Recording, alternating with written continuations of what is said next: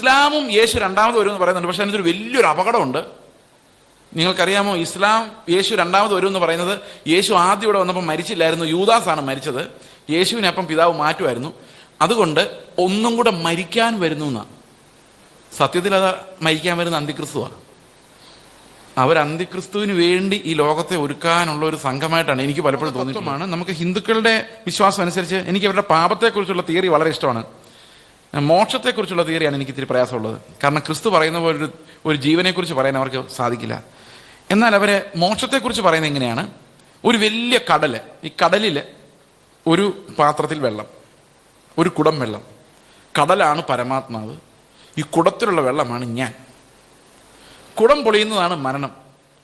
ഈ കുടം പൊളിഞ്ഞു കഴിഞ്ഞാൽ ഞാൻ ഈ പരമാത്മാവെന്ന പ്രപഞ്ചത്തിൽ അങ്ങ് അലിഞ്ഞു ചേർന്നു. പിന്നെ ഞാനില്ല, കടലേ ഉള്ളൂ. സത്യം പറഞ്ഞാൽ നശിച്ചു പോയി എന്നാ ഉദ്ദേശിക്കുന്നത്. ഈ ഞാനെന്ന് പറയുന്ന സാധനം ഇല്ലാതെ നശിച്ചു പോയി എന്ന് ഉദ്ദേശിക്കുന്നത്. അവർ പറയുന്നത് ശരിയാ, ലോകത്തിലുള്ള എല്ലാ സാധനവും ഈ നശിക്കാൻ ഇങ്ങനെ കൊതിച്ചിരിക്കുക. ഇതാ ബൈബിൾ പറയുന്നത്.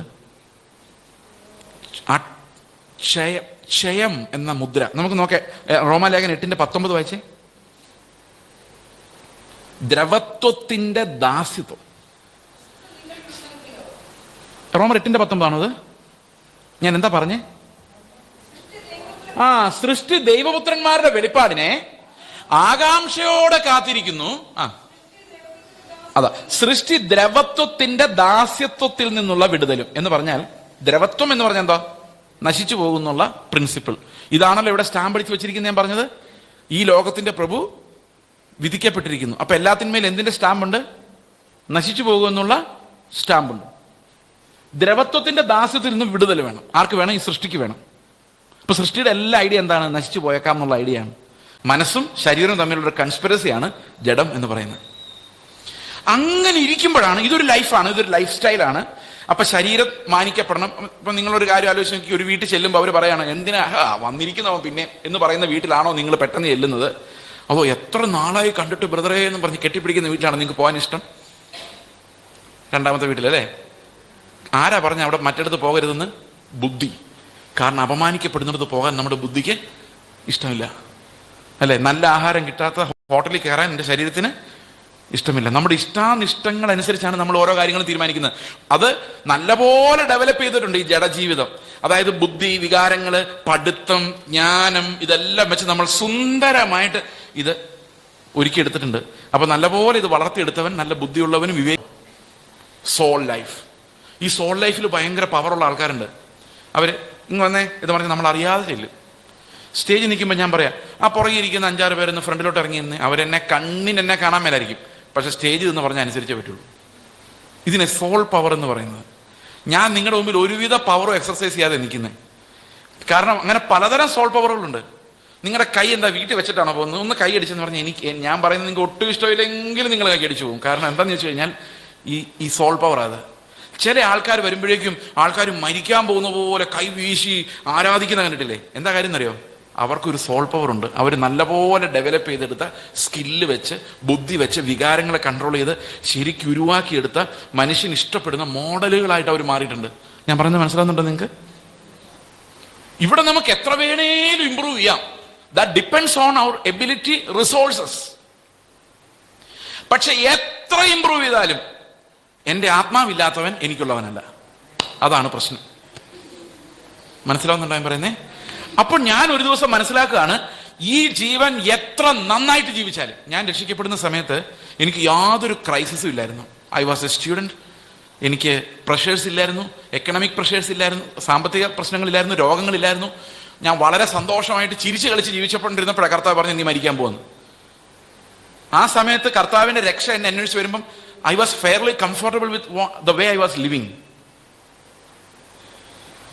അപ്പോൾ ക്രിസ്തുവിന്റെ ജീവൻ നമ്മുടെ ഉള്ളിലേക്ക് വരുമ്പോൾ സംഭവിക്കുന്ന ഒരു പ്രശ്നം എന്താണെന്ന് വെച്ച് കഴിഞ്ഞാൽ, ഇവിടെ ലൈറ്റ് കത്തി. എവിടെ ലൈറ്റ് കത്തി?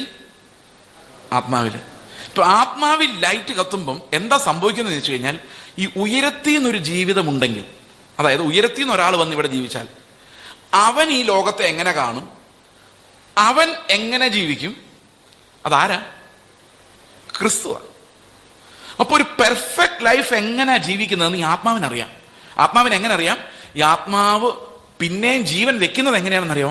ഫോർ എക്സാമ്പിൾ, നമ്മൾ ഏദൻ തോട്ടത്തില് നമ്മൾ കണ്ടു ആത്മാവ് ജീവൻ അണഞ്ഞുപോയി, അല്ലേ? അങ്ങനെയല്ലേ നമ്മൾ കണ്ടത്? ആദ്യത്തെ ദിവസം പഴം പറിച്ചു നിന്ന് കഴിഞ്ഞപ്പോൾ ആത്മാവ് ഓഫായി, സോളിന്റെ അതായത് ദേഹിയുടെ കണ്ണ് തുറന്നു. അപ്പൊ ആത്മാവിൽ നിന്നൊരു ശബ്ദവും കേൾക്കുന്നില്ലാത്ത അവസ്ഥയായി. നന്മ തിന്മകൾ തിരിച്ചറിയുന്നത് ദേഹിയിലാണ്, ആത്മാവിൽ അറിയുന്നത് ദൈവത്തെയാണ്. അവർ ദൈവത്തെ അറിഞ്ഞ് ജീവിച്ചിരുന്ന അവർ അത് വിട്ടിട്ട് ദേഹിയുടെ ബുദ്ധി അനുസരിച്ച് ജീവിക്കാൻ തുടങ്ങി. അതാണ് ആ പഴം ചെയ്ത അപകടം. അപ്പോൾ ദേഹിയുടെ ബുദ്ധി അനുസരിച്ച് ജീവിക്കുന്ന കാലത്ത് നമുക്ക് ആത്മാവ് ഒരു മെഴുകുതിരി പോലെ സങ്കല്പിച്ചാൽ, അത് കത്തി ജ്വലിച്ചുകൊണ്ടിരുന്ന മെഴുകുതിരി അവിടെ എല്ലാം വെളിച്ചം തരുമായിരുന്നു. അതിനെ നമുക്ക് ജീവൻ എന്ന് വേണേൽ വിളിക്കാം. ഓക്കെ, പഴം പറിച്ചു നിന്നപ്പോൾ എന്ത് സംഭവിച്ചു? ആ മെഴുകുതിരി അങ്ങ് അണഞ്ഞുപോയി. ആത്മാവുണ്ട്, പക്ഷെ എന്തില്ല? അതിന് ജീവനില്ല. എന്ന് പറഞ്ഞ ആത്മാവ് ഒന്നും മിണ്ടുന്നില്ല, ദൈവം ആരാന്ന് വെളിപ്പെടുത്തുന്നില്ല. സൂര്യനെ കണ്ട അത് ദൈവമാണെന്ന് വിചാരിക്കും, ചന്ദ്രനെ കണ്ടത് ദൈവമാണെന്ന് വിചാരിക്കും. അവസാനം കറങ്ങി തിരിഞ്ഞ് നമ്മൾ തന്നെ ദൈവമാണെന്ന് പറയും, അല്ലേ? അതോ നമ്മൾ കണ്ടത് റോമാലേഖനത്തിൽ പറയുന്നത്, ഇന്ന് നമ്മൾ ക്രിസ്ത്യാനികൾ ദൈവമെന്ന് വിളിക്കുന്നത് 90% അവനവനെ തന്നെയാണ്. എൻ്റെ ഇഷ്ടങ്ങളാണ് എൻ്റെ ദൈവം. ഓക്കെ, ഞാനത് കഴിഞ്ഞ ദിവസം നിങ്ങളോട് പറഞ്ഞതാണ്. അപ്പൊ അത് മെഴുകുതിരി കത്താത്തതുകൊണ്ടാണ്. അപ്പൊ ഇത് രണ്ടാമത് എങ്ങനെ കത്തിക്കുന്നത്? നിങ്ങളുടെ വീട്ടിൽ കറണ്ട് പോയി മെഴുകുതിരി കത്തിച്ച് വെച്ചിരിക്കും, നല്ല കാറ്റടിച്ചു, ഒരു മെഴുകുതിരി അണഞ്ഞുപോയി. അതിനെങ്ങനെ കത്തിക്കും? രണ്ടാമത് വേറൊരു മെഴുകുതിരി കൊണ്ടുവന്ന്, വേറൊരു സോഴ്സ് ഓഫ് ഫയർ കൊണ്ടുവന്ന് ഇതിനെങ്ങനെ മുട്ടിക്കും. അങ്ങനെയല്ലേ നിങ്ങൾ ചെയ്യുന്നേ? അപ്പൊ ഇത് ആദ്യത്തെ കത്തും, അല്ലേ? അങ്ങനെ ദൈവത്തിന്റെ ആത്മാവ് നമ്മളിലേക്ക് വീശിയപ്പോൾ എന്ത് സംഭവിച്ചു? ഈ അണഞ്ഞു കിടന്ന മെഴുകുതിരി കത്താൻ തുടങ്ങി. അപ്പൊ ആത്മാവിന് എന്ത് സംഭവിച്ചു? ജീവൻ പിന്നെയും വന്നു. പക്ഷെ എന്താ പ്രശ്നം? ഈ പരിശുദ്ധാത്മാവ് നമ്മളിൽ വസിക്കാതെ കത്തിച്ചിട്ട് തിരിച്ചു പോയിരുന്നെങ്കിൽ ആ ആത്മാവ് പോകുന്നതിനേക്കാളും സ്പീഡില് നമ്മൾ പിന്നെയും പാപം ചെയ്ത് ഇത് അണച്ചേനെ.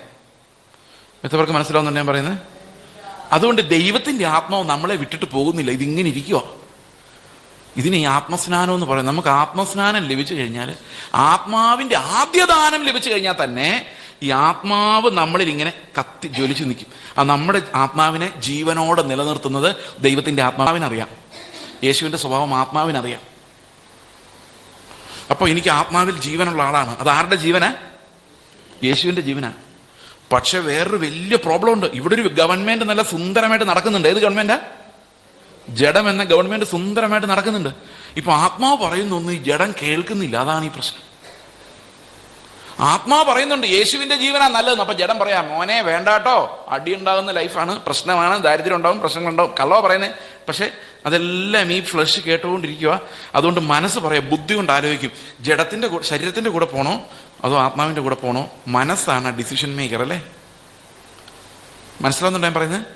ഇപ്പൊ ഞാൻ ഈ 2-3 ദിവസം വന്ന് ആത്മാവിലാണ് ശുശ്രൂഷിക്കുന്നെങ്കിൽ എന്താ സംഭവിക്കുന്നറിയോ?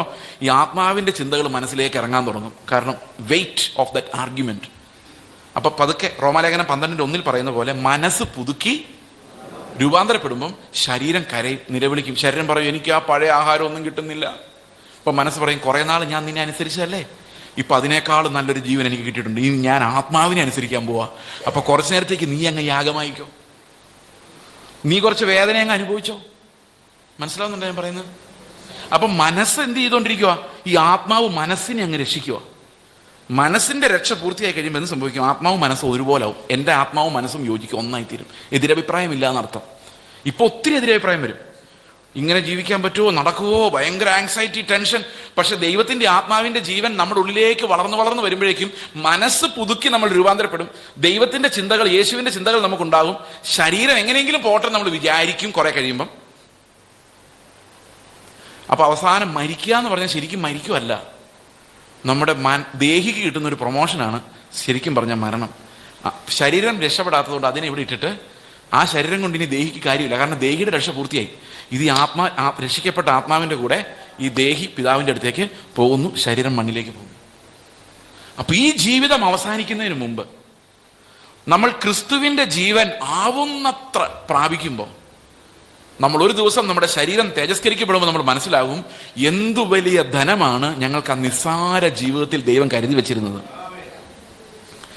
ഈ ധനത്തെക്കുറിച്ച് നിങ്ങളൊരു ഒരു ജഡീക സമൂഹത്തോട് പറഞ്ഞാൽ അവർക്കത് ഒരിക്കലും മനസ്സിലാകില്ല. അതുകൊണ്ട് കൊരിന്ത്യർ ലേഖനത്തിൽ പൗലോസ് പറയുന്നത്, നിങ്ങളുടെ ആത്മീകരെന്ന പോലെ, ആത്മാവ് നടത്തുന്നവരെ എന്ന പോലെ സംസാരിക്കാൻ പറ്റുന്നില്ല, പ്രാണൻ നടത്തുന്നവരെ പോലെയാണ് ഞാൻ നിങ്ങളോട് സംസാരിക്കുന്നത്. പാലത്രേ നിങ്ങളെ കൊണ്ട് പറ്റുള്ളൂ. അത് തന്നെയാണ് എബ്രായ ലേഖനത്തിന് പറയുന്നത്. നിങ്ങൾക്ക് പാലേ പറ്റുന്ന ഒരു അവസ്ഥയാണ്. അതുകൊണ്ട് കൂടുതൽ തെളിയിച്ചു തരാൻ സാധിക്കാത്ത ഒരു ഗതികേടിലാണ്. അപ്പൊ മനസ്സ് പുതുക്കി നമ്മൾ രൂപാന്തരപ്പെടണം. അതായത് റോമാലേഖനം 11 വരെ തിയോളജി പറഞ്ഞ ശേഷം 12-ാം അധ്യായത്തിലേക്ക് പ്രായോഗിക ജീവിതത്തിലേക്ക് വരുമ്പോഴേക്കും അത് പരിജ്ഞാനം പറയാതെ അത് പറയാൻ പറ്റില്ല. പ്രായോഗിക ജീവിതത്തെക്കുറിച്ച് എനിക്ക് പ്രസംഗിക്കാൻ സാധിക്കില്ല പരിജ്ഞാനം എന്ന വിഷയം ഓപ്പൺ ചെയ്യാതെ. അങ്ങോട്ട് ഞാൻ പോകുന്നില്ല. ജസ്റ്റ് ലിങ്ക് മാത്രം പറയാം. പരിജ്ഞാനത്തിലേക്ക് കടക്കാനുള്ള തലം ഇതാണ്: ലോകത്തിലേക്ക് തിരിഞ്ഞിരിക്കുന്ന എൻ്റെ മനസ്സ് യേശുവിങ്കിലേക്ക് തിരിഞ്ഞെങ്കിൽ മാത്രമേ പരിജ്ഞാനത്തിന്റെ തലത്തിലേക്ക് കടക്കാൻ നമുക്ക് കഴിയുള്ളൂ. ഇനി നമ്മൾ കാണുന്നത് ദൈവത്തിന്റെ ആത്മാവ് എങ്ങനെയാണ് ഈ ജീവനെ തരുന്നതെന്ന് നമ്മൾ പറഞ്ഞുകൊണ്ടിരിക്കുന്നത്. 3 കാര്യങ്ങൾ നമ്മൾ ഓൾറെഡി കണ്ടു കഴിഞ്ഞു. ഒന്ന്, ദൈവത്തിന്റെ ആത്മാവ് നമുക്ക് വേണ്ടി പക്ഷപാതം ചെയ്യുന്നു. നമ്മുടെ പ്രാർത്ഥനയെ മാനസാന്തരപ്പെടുത്തുന്നു, നമ്മുടെ പ്രാർത്ഥനയെ വ്യത്യാസപ്പെടുന്നു. ഞാൻ പണ്ട് തിരുവനന്തപുരത്ത് ഒരു സ്ഥലത്ത് പ്രസംഗിച്ചു കഴിഞ്ഞിട്ട് രാത്രി 3 മണി വരെ അവരോട് സംസാരിച്ചിരിക്കുമായിരുന്നു. 1 മണിക്കൂർ ഉറങ്ങി. 4 മണിയായപ്പോൾ എഴുന്നേറ്റ് റെഡിയായി വേണാട് എക്സ്പ്രസ്സിന് കയറി പോരുക. അപ്പം തിരുവല്ല എത്തിയപ്പോഴേക്കും ഒരു ഫോൺ ചെയ്തു, പാസ്റ്ററെ പ്രാർത്ഥിക്കാൻ പറ്റുന്നില്ല. ഞാൻ ചോദിച്ചു, എന്ത് പ്രാർത്ഥിക്കാൻ പറ്റാത്തത്?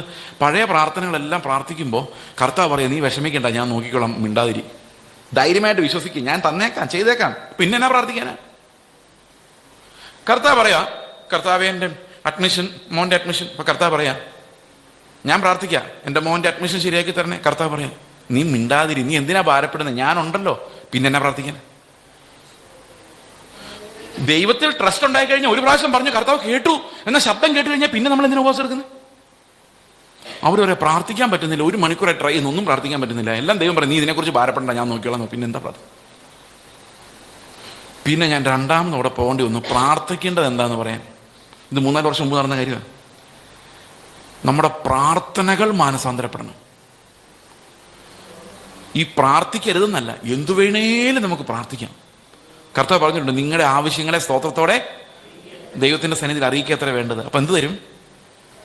സമാധാനം തരും. നിങ്ങൾ ചോദിക്കുന്ന കാര്യം കിട്ടിയില്ലെങ്കിലും ഭയങ്കര സമാധാനമായിരിക്കും. മതിയല്ലോ. അങ്ങനെയല്ലേ എഴുതിയേക്കുന്നേ? ഒന്നിനെ കുറിച്ചും വിചാരപ്പെടരുതെന്ന. വിചാരപ്പെട്ട എന്ത് പറ്റുമെന്ന ഇന്നലെ നമ്മൾ കണ്ടത്?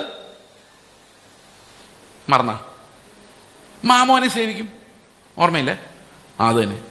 വിചാരപ്പെട്ട മാമോനെ സേവിക്കും. അതുകൊണ്ട് വിചാരപ്പെടരുത്. എന്തെങ്കിലും നിങ്ങൾക്ക് തോന്നുവാണ്, അയ്യോ കർത്താവെ എന്ത് ചെയ്യും എന്നൊരു ഭയമോ വിഷമമോ നിങ്ങൾക്ക് ജീവിതത്തിൽ ഏതെങ്കിലും ഒരു വിഷയത്തിൽ തോന്നിയാൽ, ഒരു രോഗമാകട്ടെ, പ്രയാസമാകട്ടെ, ദുഃഖമാകട്ടെ, എന്തെങ്കിലും തോന്നിയാൽ സ്തോത്രത്തോടെ കർത്താവെ നീ എല്ലാം അറിയുന്നുണ്ടല്ലോ, നീ തന്നെയാ രാജാവ്, നന്ദി എന്നും പറഞ്ഞോണ്ട് അവന്റെ സന്നിധിയിലേക്ക് ആ വിഷയം വെച്ചേരെ. ഒരു ബുദ്ധിക്കും മനസ്സിലാകാത്ത സമാധാനം കൊണ്ട് അവൻ നിങ്ങളെ നിറച്ചോളും.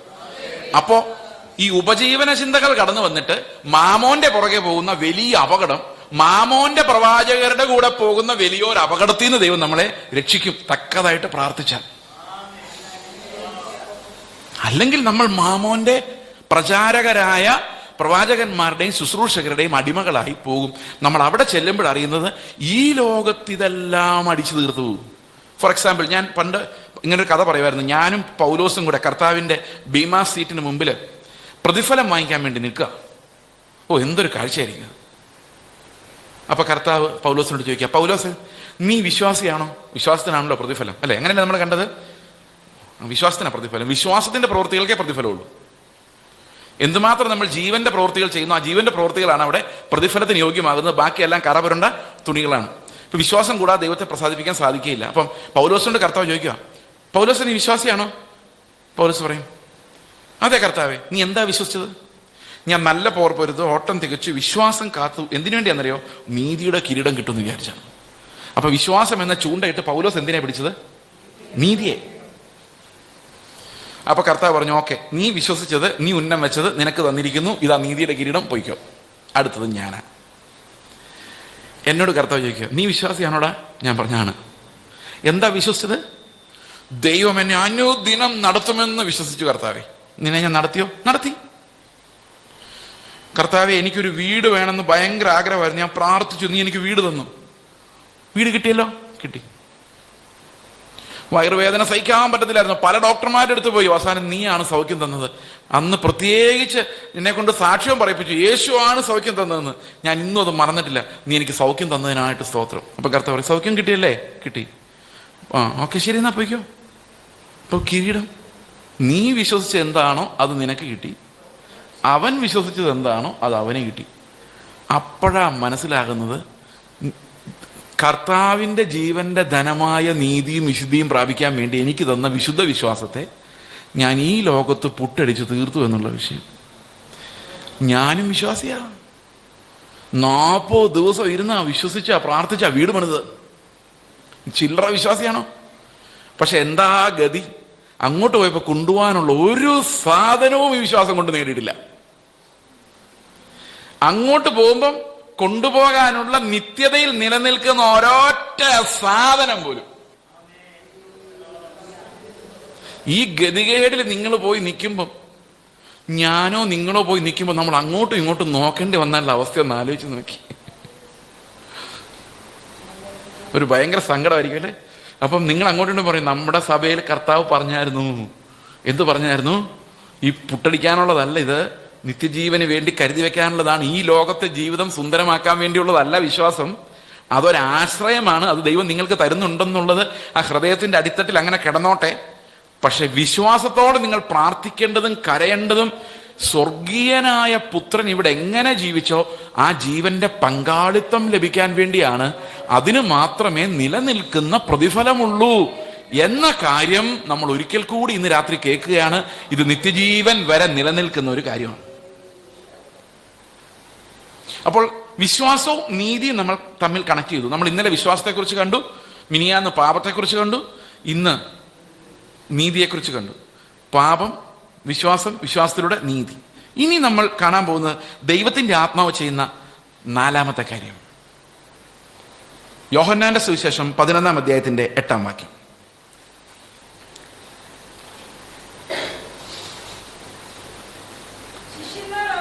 സോറി, 16:8. അവൻ വന്ന് പാപത്തെക്കുറിച്ചും നീതിയെക്കുറിച്ചും ന്യായവിധിയെക്കുറിച്ചും, അതാണ് നമ്മുടെ ഇനി അവശേഷിക്കുന്ന ഭാഗം, ന്യായവിധിയെക്കുറിച്ചും. നമ്മൾ സാധാരണ ന്യായവിധി എന്ന് പറയുമ്പോൾ എന്താ ഉദ്ദേശിക്കുന്നത്? ന്യായവിധി എന്ന് പറഞ്ഞാൽ നമ്മൾ പിള്ളേർ മര്യാദയ്ക്ക് ജീവിച്ചില്ലെങ്കിൽ നരകത്തിൽ പോകും. ഇങ്ങനൊരു സുവിശേഷം ഇല്ല കേട്ടോ. കാരണം മര്യാദയ്ക്ക് ജീവിച്ചില്ലെങ്കിൽ നരകത്തിൽ പോകും, മര്യാദയ്ക്ക് ജീവിച്ചാൽ സ്വർഗത്തിൽ പോകാൻ പറ്റത്തില്ല. എത്ര പേര് കേട്ടു ഞാൻ പറഞ്ഞ്?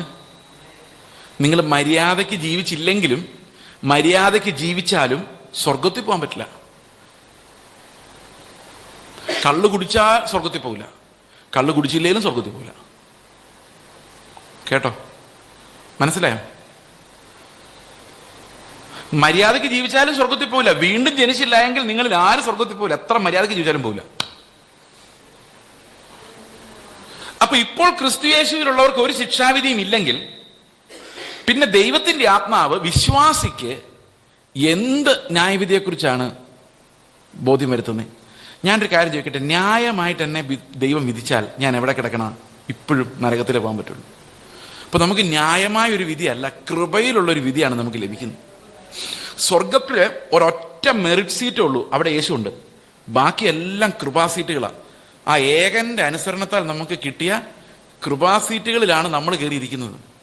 ഓക്കെ, അപ്പോൾ ഇവിടെ നമ്മൾ മനസ്സിലാക്കേണ്ട ന്യായവിധി, എന്ത് ന്യായവിധിയെക്കുറിച്ചാണ്? സകല മതങ്ങളിലെ ന്യായവിധിയെക്കുറിച്ച് പറയുന്നുണ്ട്. ഇസ്ലാമും യേശു രണ്ടാമത് വരുമെന്ന് പറയുന്നുണ്ട്. പക്ഷെ അതിനൊരു വലിയൊരു അപകടമുണ്ട്. നിങ്ങൾക്കറിയാമോ, ഇസ്ലാം യേശു രണ്ടാമത് വരുമെന്ന് പറയുന്നത്, യേശു ആദ്യം ഇവിടെ വന്നപ്പോൾ മരിച്ചില്ലായിരുന്നു, യൂദാസാണ് മരിച്ചത്. യേശുവിനെ അപ്പം പിതാവ് മാറ്റുമായിരുന്നു. അതുകൊണ്ട് ഒന്നും കൂടെ മരിക്കാൻ വരുന്നു എന്നാണ്.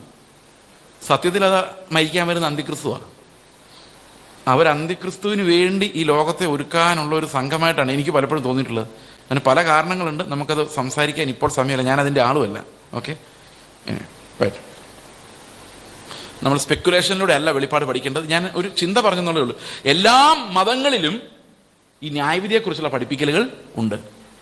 പക്ഷെ ഇവിടെ പറഞ്ഞിരിക്കുന്ന ന്യായവിധി ഇനി നടക്കാൻ പോകുന്ന ന്യായവിധി അല്ല. കേട്ടോ? ഇനി നടക്കാൻ പോകുന്ന ന്യായവിധി അല്ല അവിടെ പറഞ്ഞിരിക്കുന്നത്. വായിച്ചു, താഴോട്ട് വായിച്ചു. അവർ എന്നിൽ വിശ്വസിക്കായക കൊണ്ട് പാപത്തെക്കുറിച്ചും, അത് നമ്മൾ കണ്ടു. പാപത്തെക്കുറിച്ചും ഞാൻ പിതാവിന്റെ അടുക്കൽ പോവുകയും നിങ്ങൾ ഇനി എന്നെ കാണാതിരിക്കുകയും ചെയ്യുന്നത് കൊണ്ട് നീതിയെക്കുറിച്ചും, അത് നമ്മൾ കണ്ടു. അടുത്തത്, ഈ ലോകത്തിന്റെ പ്രഭു വിധിക്കപ്പെട്ടിരിക്കുന്നത് കൊണ്ട് ന്യായവിധിയെക്കുറിച്ചും. അപ്പൊ ഏത് ന്യായവിധിയെക്കുറിച്ചാ?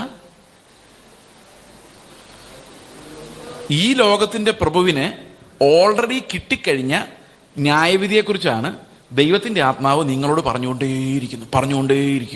എന്താ പറഞ്ഞുകൊണ്ടിരിക്കുന്ന അറിയോ? മോനെ, ലോകത്തിന്റെ പ്രഭു വിധിക്കപ്പെട്ടതാ, ന്യായവിധിയാ, മരണമാ, നാശമാ, അതിന്റെ പുറകെ പോകല്ലേ. നിങ്ങൾ ഈ ശബ്ദം കേൾക്കുന്നുണ്ടോ? ദൈവത്തിന്റെ ആത്മാവ് നിങ്ങൾക്ക് വെറും ശബ്ദം മാത്രമാണോ? അപ്പോ ഈ ശബ്ദങ്ങൾ നിങ്ങളുടെ ഉള്ളിൽ കേൾക്കുന്നുണ്ടോ? ഈ ലോകത്തിന്റെ മഹത്വമുള്ള ഒരു കാര്യം കാണുമ്പോൾ അതെല്ലാം നാശത്തിന്റെ മുദ്രയുള്ളതാണ് എന്ന ആത്മാവിന്റെ ശബ്ദം നിങ്ങളെ അതിനെ ഭയപ്പെടുത്തുന്നുണ്ടോ? ആളുകൾ ഞെളിഞ്ഞ് വലിയ കാറിൽ പോകുമ്പോൾ, എനിക്കിങ്ങനത്തെ ഒരു കാർ കിട്ടിയില്ലല്ലോ കർത്താവ് എന്ന് പറയുമ്പോൾ ആത്മാവ് ഉള്ളിൽ നിന്ന് പറയും, നശിച്ചതാ മോനെ എല്ലാം ഈ ലോകത്തിന്റെ മഹത്വം. കേൾക്കാറുണ്ടോ ശബ്ദം? അതോ വിശ്വസിച്ചാൽ നിനക്കും കിട്ടും, ഒന്ന് വണങ്ങിയാ നിനക്കും കിട്ടും എന്നുള്ള ശബ്ദമാണോ കേൾക്കുന്നത്? നമ്മൾ ഏത് ജീവനാ പ്രാപിച്ചിരിക്കുന്നത്? ഏത് ജീവനാ ജീവിക്കുന്നത്? ഈ ജീവൻ മഹത്വം ഇതിനെ വേർതിരിച്ചെടുക്കുന്നത് ദൈവത്തിന്റെ ആത്മാവാണ്. ദൈവത്തിന്റെ ആത്മാവ് നമുക്ക് ബോധ്യം തരണം, എന്താണ് നിലനിൽക്കുന്ന മഹത്വം, എന്താണ് നശിച്ചു പോകുന്ന മഹത്വം. ഇത് നമ്മൾ ഓരോ വസ്തുവിനെ കാണുമ്പോഴും നമ്മുടെ ഉള്ളിൽ ആ സെൻസ് ഉണ്ടാകണം. എന്ത് നല്ല ജീവിതമായിരിക്കും അത്, നിങ്ങളൊന്ന് ആലോചിച്ച് നോക്കിക്കേ.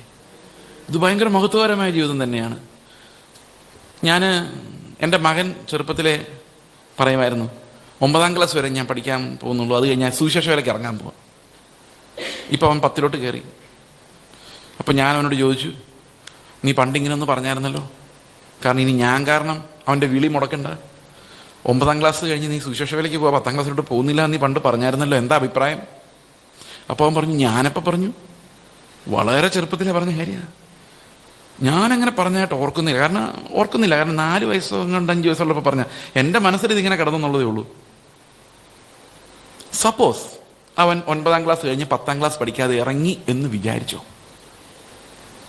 അവൻ സഭയിൽ വന്ന്, ഈ സഭയിലാന്ന് വിചാരിച്ചോ, ഈ സഭ വന്ന് സാക്ഷ്യം പറയാണ്, എൻ്റെ കർത്താവ് എന്നെ സുവിശേഷ വേലയ്ക്ക് പോകാൻ വേണ്ടി വിളിച്ചിരിക്കുക, ഏത് സമയത്ത് വേണ്ടി കർത്താവ് വരാം, ഇനി 10ാം ക്ലാസ് പഠിക്കാനുള്ള ക്ഷമയൊന്നും എനിക്കില്ല, ഞാൻ സുവിശേഷ വേലയ്ക്ക് ഇറങ്ങാൻ പോവാം എന്നെങ്ങാനും അവൻ പറഞ്ഞാ നിങ്ങളെല്ലാവരും പറയും, ജെയ്സ് പാസ്റ്ററുടെ മോൻ എത്ര ഭക്തിയോടെ വളർന്നേക്കുന്ന, എന്ത് ദൈവഭയം, എന്ത് പ്രത്യാശ എന്ന് പറഞ്ഞ് നിങ്ങളെല്ലാം സ്തോത്രം ഹല്ലേലൂയ എന്ന് പറയുമ്പോൾ ഏറ്റവും പുറകിലത്തെ കസേരയിൽ കരയണോ ചിരിക്കണോ എന്നറിയാത്ത 2 പേര് കാണും. അത് ഞാനും അവൻ്റെ അമ്മയായിരിക്കും.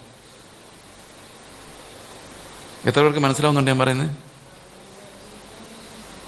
എല്ലാവരുടെയും പിള്ളേര് സമർപ്പണം കാണിക്കുമ്പോൾ എന്ത് രസം, എന്തൊരു സ്തോത്രം. അപ്പോൾ ഞാൻ ആലോചിക്കുമായിരുന്നു, അവൻ്റെ കൂടെയുള്ള വേറൊരാൾക്ക് ഇതേ വിളി കിട്ടിയെന്ന് വിചാരിച്ചോ? ഇവൻ 9ാം ക്ലാസ്സിൽ വിളി കിട്ടിയപ്പോഴേ പഠിത്തം നിർത്തി സുവിശേഷ വേലയ്ക്ക് പോയിന്നും, മറ്റവൻ ഭീകരമായി പഠിച്ച് ഡോക്ടറോ എഞ്ചിനീയറോ വലിയ ഡോക്ടറോ കളക്ടറോ ഒക്കെ ആയെന്ന് വിചാരിച്ചോ? അവൻ്റെ വിശ്വാസം ഉള്ളിൽ കിടപ്പുണ്ട്, പക്ഷെ അവൻ തക്ക സമയത്ത് അനുസരിച്ചിട്ടില്ല. ഇവർ 2 പേരും നിങ്ങളുടെ ചർച്ചിലേക്ക് വന്നാൽ 9ാം ക്ലാസ് പഠിച്ച് ഉപദേശിക്കായിരിക്കോ, കളക്ടറായിട്ട് വന്ന് 10 മിനിറ്റ് സംസാരിക്കുന്ന ആൾക്കായിരിക്കോ കൂടുതൽ സമയം കിട്ടുന്നത്? ആണല്ലേ? അപ്പൊ എന്താ പ്രശ്നം എന്ന് ചോദിച്ചു കഴിഞ്ഞാൽ, ദൈവത്തെ അനുസരിക്കുന്നവർക്കല്ല മഹത്വം. കളക്ടറായ തെറ്റാണോ?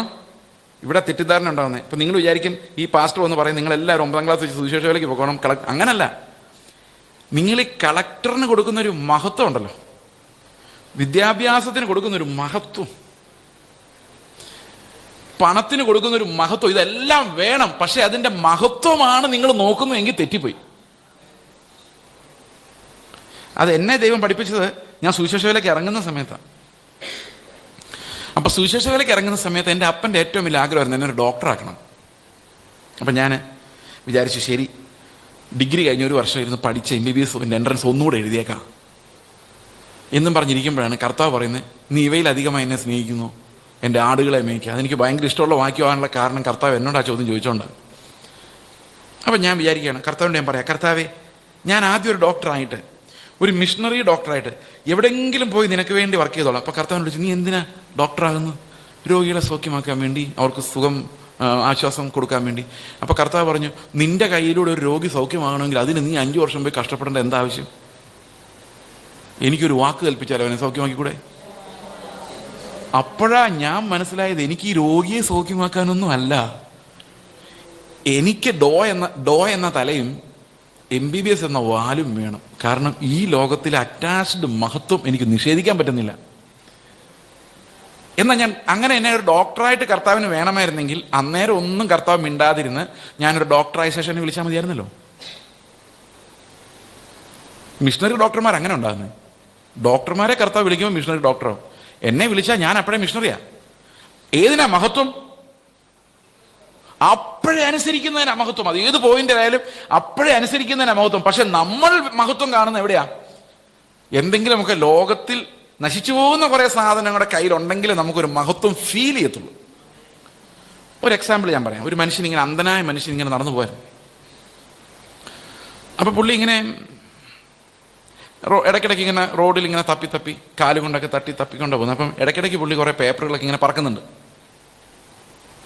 ഇനി തപ്പി നോക്കിയപ്പം ചിലത് നല്ല മിനുസാ, അതെല്ലാം അവൻ മടക്കി പോക്കറ്റ് വെച്ചു. വേറെ 1-2 പേപ്പർ കണ്ടപ്പോൾ അത് ഒരു സുഖമില്ല കാണാൻ, വലിച്ചു ദൂരോട്ട് കളഞ്ഞു. സത്യം പറഞ്ഞ എന്താ സംഭവിച്ചെന്ന് ചോദിച്ചു കഴിഞ്ഞാൽ, ഈ വലിച്ചു കീറി കളഞ്ഞ ഒരു 500 രൂപ നോട്ടായിരുന്നു. മടക്കി വെച്ചത് ആ പെരുന്നാളിന് ഒട്ടിച്ചിരുന്ന കുറെ തോരണങ്ങളാണ്. അവസാനം ഇവൻ ഇതെല്ലാം മടക്കി കൊണ്ടുവന്നു. ഭയങ്കര നല്ല രസമുള്ള സാധനങ്ങളാന്ന് വിചാരിച്ചു ഇതെല്ലാം പറക്കിയേക്കുന്നത്. ഇങ്ങനെ പറക്കി വീട്ടിലും നാട്ടിലും മുഴുവൻ ഇങ്ങനെ നിലനിൽക്കാത്ത, ധനമില്ലാത്ത, വിലയില്ലാത്ത, യഥാർത്ഥ വാല്യമില്ലാത്ത തോരണങ്ങൾ കൊണ്ട് നമ്മളങ്ങ് നിറയ്ക്കുക. നിറയ്ക്കുന്നതും പോട്ടെ, അതാരെല്ലാം നിറച്ചോട്ടെ. ഈ അകത്ത് ആത്മാവുള്ള പാവം വിശ്വാസം ഇത് കണ്ടിട്ട് എനിക്ക് ഇങ്ങനെ കുറെ വേസ്റ്റ് പ്രോഡക്റ്റ് എപ്പോൾ കിട്ടും കർത്താവ് എന്ന് ചോദിച്ചിട്ടുണ്ട്. അവന്റെ കാര്യത്തിൽ കാണുമ്പോൾ എനിക്കൊന്നും മനസ്സിലാകത്തു.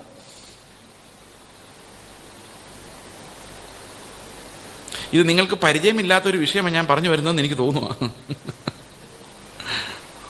പക്ഷെ ഇതൊക്കെ ഞാൻ എത്ര പറഞ്ഞാലും നിങ്ങൾക്ക് ദൈവം തന്നിരിക്കുന്ന വിശ്വാസത്തിനൊത്തും അതിൽ നിങ്ങൾ എന്തുമാത്രം ഞരങ്ങുന്നു അതനുസരിച്ച് നിങ്ങൾക്ക് യേശുവിന്റെ ജീവന്റെ അവകാശം ലഭിക്കത്തുള്ളൂ. അത് നമ്മുടെ ആഗ്രഹവും കൂടെയാണ്. എന്തുമാത്രം യേശുവിനെ ഒരു സഭയിലുള്ള എല്ലാവരും യേശുവിന്റെ പെർഫെക്ഷൻ ഉണ്ടെന്ന് പോകാൻ പോകുന്നില്ല. പക്ഷെ ഒരാൾ പോയാൽ അത് ഞാനായിരിക്കണമെന്ന് തോന്നണം. ഓക്കെ, അപ്പോൾ ദൈവത്തിന്റെ ആത്മാവ് വരുത്തുന്ന ചില ഷാർപ്പ് ഡിവിഷൻസ് നമ്മൾ ഇന്നലെ കണ്ടു. പ്രാണനും ആത്മാവിനെയും വേർതിരിക്കുന്ന ദൈവത്തിന്റെ വചനം. ഇന്ന് നമ്മൾ കാണുന്നത് നിലനിൽക്കുന്ന മഹത്വവും നിലനിൽക്കാത്തതിനെയും വേർതിരിക്കുന്ന ദൈവാത്മാവിന്റെ ജഡ്ജ്മെന്റ്, ഡിസൈൻമെന്റ്. ഇത് നമുക്ക് എങ്ങനെയാണ് ഇത് ഈ മഹത്വം എന്താണെന്ന് മനസ്സിലാക്കാൻ വേണ്ടി നമുക്ക് ഒരു വാക്കും കൂടെ അഡീഷണൽ ആയിട്ട് പഠിക്കാനുണ്ട്. കൃപ. നിങ്ങൾ പെട്ടെന്ന് ആലോചിക്കും, ഈ എന്തിനാ ഈ മഹത്വവും കൃപയും തമ്മിൽ എന്താ ബന്ധമെന്ന്. ഞാനൊരു കാര്യം പറയട്ടെ. കൃപ ഈസ് ഈക്വൽ ടു മഹത്വം. ഈ കൃപ എന്ന വാക്ക് ശരിക്കും മനസ്സിലാക്കി കഴിഞ്ഞാൽ ഈ കൃപക്കാരും ഈ നാട് വിടും, അതിനെതിർത്തവരും നാട് വിടും. കാരണം കൃപ ഇതൊന്നുമല്ല. നമുക്കൊരു വാക്യം വായിക്കാം. എന്താ കൃപയും തേജസ്സും, അതായത് കൃപയും മഹത്വവും തമ്മിലുള്ള ബന്ധം? നിലനിൽക്കുന്ന മഹത്വം ഒരു കൃപയാണ്. ഓക്കെ, നമുക്കത് നോക്കാം. യോഹന്നാന്റെ സുവിശേഷം 1-ാം അധ്യായത്തിന്റെ 14-ാം വാക്യം വായിക്കാം. John chapter 1 verse 14. വചനം ജഡമായി തീർന്നു, കൃപയും സത്യവും നിറഞ്ഞവനായി നമ്മുടെ ഇടയിൽ പാർത്തു. ഞങ്ങൾ അവന്റെ തേജസ്, മഹത്വം, പിതാവിൽ നിന്ന് ഏകജാതനായവന്റെ തേജസ്സായി കണ്ടു.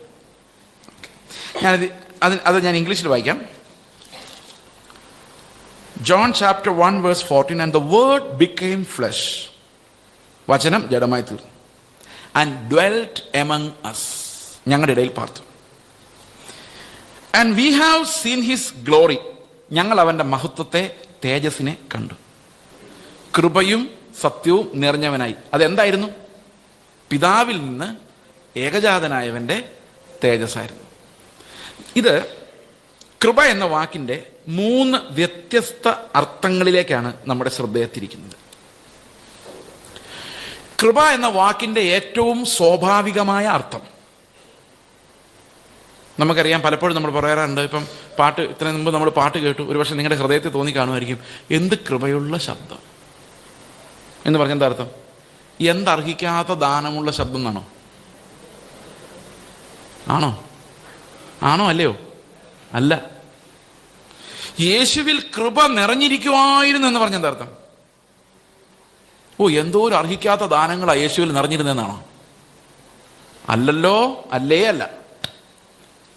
നമ്മൾ ചിലപ്പോൾ പറയാറുണ്ടല്ലേ, എന്ത് കൃപയുള്ള സംസാരം, എന്ത് കൃപയുള്ള വ്യക്തി, എന്ത് കൃപയുള്ള നടപ്പ്, ഇടപെടൽ പറയാറില്ലേ? അതിനർത്ഥം എന്താ? നിങ്ങൾ ഡിക്ഷണറി പോയി ഒന്ന് നോക്കണേ. ഇംഗ്ലീഷ് ഡിക്ഷണറിയോ മലയാളം ഡിക്ഷണറിയോ നിഘണ്ടു എന്തെങ്കിലും പോയി നോക്കിയിട്ട് കൃപ അല്ലെങ്കിൽ ഗ്രേസ് എന്ന വാക്കിന്റെ അർത്ഥം എന്താണ്? ഗ്രേസ്ഫുൾ. നിങ്ങൾ കേട്ടില്ലേ? എന്ത് ഗ്രേസ്ഫുൾ ആണ്. He's very graceful, she's very graceful എന്ന് പറഞ്ഞെന്താ? ഒന്നാമത്തെ മീനിങ് എന്ന് പറയുന്നത് അലൗകികമായ, ലോകത്തിന് മനസ്സിലാക്കാൻ പറ്റാത്ത, അതായത് ലോകത്തിന്റെ സ്റ്റാൻഡേർഡ് അനുസരിച്ചുള്ളതല്ലാത്ത അലൗകികമായ ഒരു സൗന്ദര്യം എന്നതിനർത്ഥം. എന്ത് ഗ്രേസ് ആണെന്ന് ചോദിച്ചു കഴിഞ്ഞാൽ അലൗകികമായ സൗന്ദര്യം, അതായത് not a well defined beauty but an ethereal beauty, a beauty that's from the heaven. വേറൊരു ഭാഷയെ പറഞ്ഞു കഴിഞ്ഞാൽ grace is a quality that makes something attractive, beautiful and pleasing. നമുക്ക് ആകർഷണം തോന്നുന്ന, ലൗകികമല്ലാത്ത, മനോഹരമായ, നമ്മുടെ മനസ്സിനെ സന്തോഷിപ്പിക്കുന്ന ഒരു പ്രത്യേക ക്വാളിറ്റിനെയാണ് ഗ്രേസ് എന്ന് പറയുന്നത്. കൃപ എന്ന് പറയുന്നത് യേശുവിൽ അത് ധാരാളം ഉണ്ടായിരുന്നു. എത്ര പേർക്ക് മനസ്സിലാകുന്നുണ്ട്? യേശുവിനെ കാണുന്നവൻ അവന്റെ ലൗകികമായ സൗന്ദര്യമല്ല അവൻ കണ്ടത്, പിതാവിൽ നിന്ന് ഏകജാതനായവന്റെ സൗന്ദര്യമാണ് കണ്ടത്. അതേത് കുഞ്ഞിനും കാണാമായിരുന്നു. ഏത് കുഞ്ഞിനെ കണ്ടാലും യേശുവിൻ്റെ അടുത്തേക്ക് ഓടി ചെല്ലാൻ തോന്നുമായിരുന്നു. ഏതു പാപിക്കും അവന്റെ കാൽക്കൽ പോയി വീഴണമെന്നും കെട്ടിപ്പിടിക്കണം തോന്നുമായിരുന്നു. നമ്മളെ കാണുമ്പോൾ പാപികൾ ഓടി ഒളിക്കുക, കാരണം നമ്മൾ പരീശന്മാരെ പോലെ കാണുന്നത്. നിങ്ങൾ നിങ്ങളുടെ ബന്ധുക്കളുടെ അടുത്ത് നിങ്ങൾ എങ്ങനെ അവതരിക്കുന്നത്? ഞങ്ങൾ വിശുദ്ധന്മാരും നിങ്ങൾ നന്നാവാത്തവരെന്നുള്ള രീതിയിലാണോ? നിങ്ങൾ യേശുവിന്റെ കൃപയല്ല കാണിക്കുന്നത്. അവരുടെ മുൻപിൽ നിങ്ങൾ അവരെ കെട്ടിപ്പിടിക്കുന്ന, അവരെ സഹായിക്കുന്ന അവരുടെ ദാസന്മാരായി കാണണം.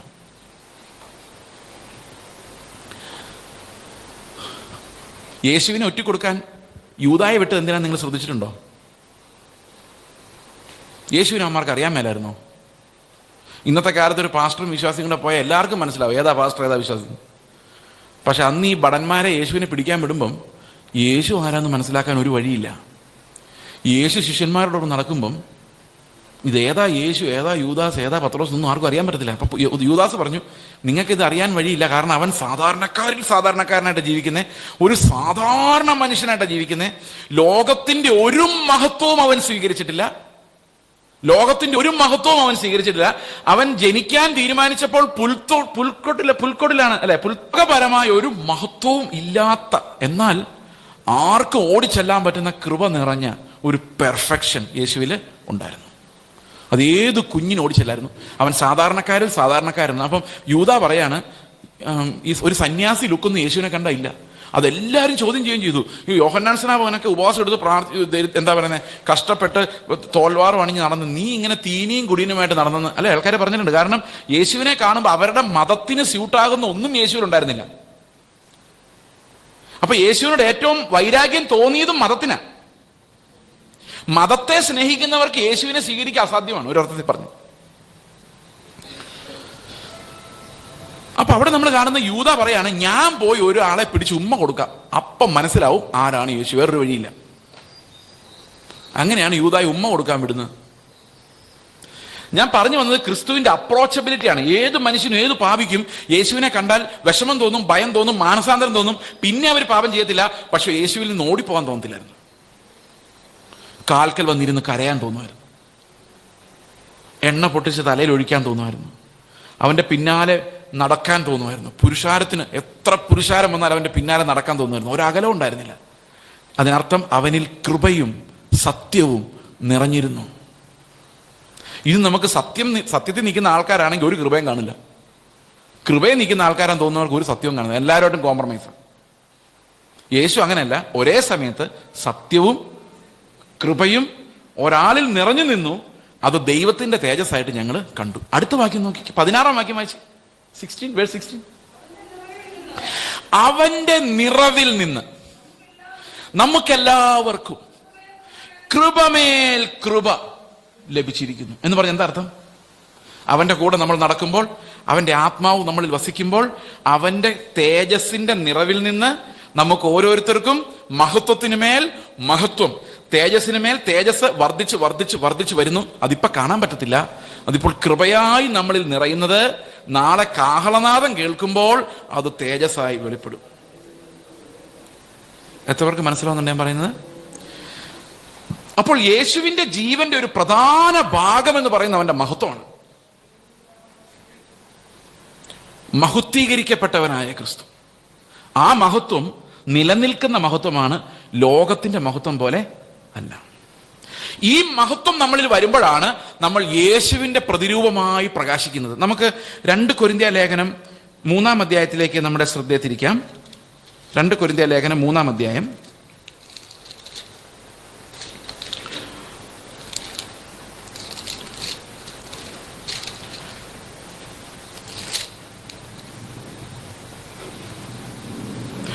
അതിൻ്റെ 11-ാം വാക്യം മുതൽ നമുക്ക് വായിക്കാം. 11-ാം വാക്യം മുതൽ മഹത്വത്തെക്കുറിച്ച്. നീക്കം വരുന്നത് തേജസ്സുള്ളതായിരുന്നുവെങ്കിൽ നിലനിൽക്കുന്നത് എത്രയധികം തേജസ്സുള്ളതായിരിക്കും. ഇത് പറയുന്നത് മോശയുടെ സമയത്ത്, മോശ നിയമവുമായിട്ട് വരുമ്പോൾ മോശയുടെ മുഖം സൂര്യനെ പോലെ പ്രകാശിച്ച സമയത്ത് ഇസ്രായേൽ മക്കൾക്ക് മോശയെ നോക്കാൻ കഴിയാതെ വന്നപ്പോൾ മോശ തൻ്റെ മുഖത്ത് മൂടുപടമിട്ട കാര്യം പറയുന്നത്, നീങ്ങിപ്പോകേണ്ട പഴയ നിയമം, പഴയ പ്രമാണം വന്നപ്പോൾ അത്രയും തേജസ് വന്നുവെങ്കിൽ നീങ്ങിപ്പോകാത്ത നിത്യനിയമം വരുമ്പോൾ എന്തുമാത്രം വലിയ തേജസ് ഈ നിയമത്തിന്റെ കൂടെ ഉണ്ടായിരിക്കും എന്നാണ് പൗലോസ് പറയുന്നത്. അടുത്ത വാക്യം. ഈ വിധം പ്രത്യാശയുള്ളവരായി. അപ്പൊ ഇവിടെ ഒരു വാക്ക് നമ്മൾ കണക്ട് ചെയ്യേണ്ടതായിട്ടുണ്ട്. തേജസ്സുമായി എപ്പോഴും നമ്മൾ ബന്ധിപ്പിക്കേണ്ട വാക്ക് പ്രത്യാശയാണ്. നീതി വിശ്വാസം വഴിയാണെങ്കിൽ തേജസ് പ്രത്യാശ വഴിയാണ് ലഭിക്കുന്നത്.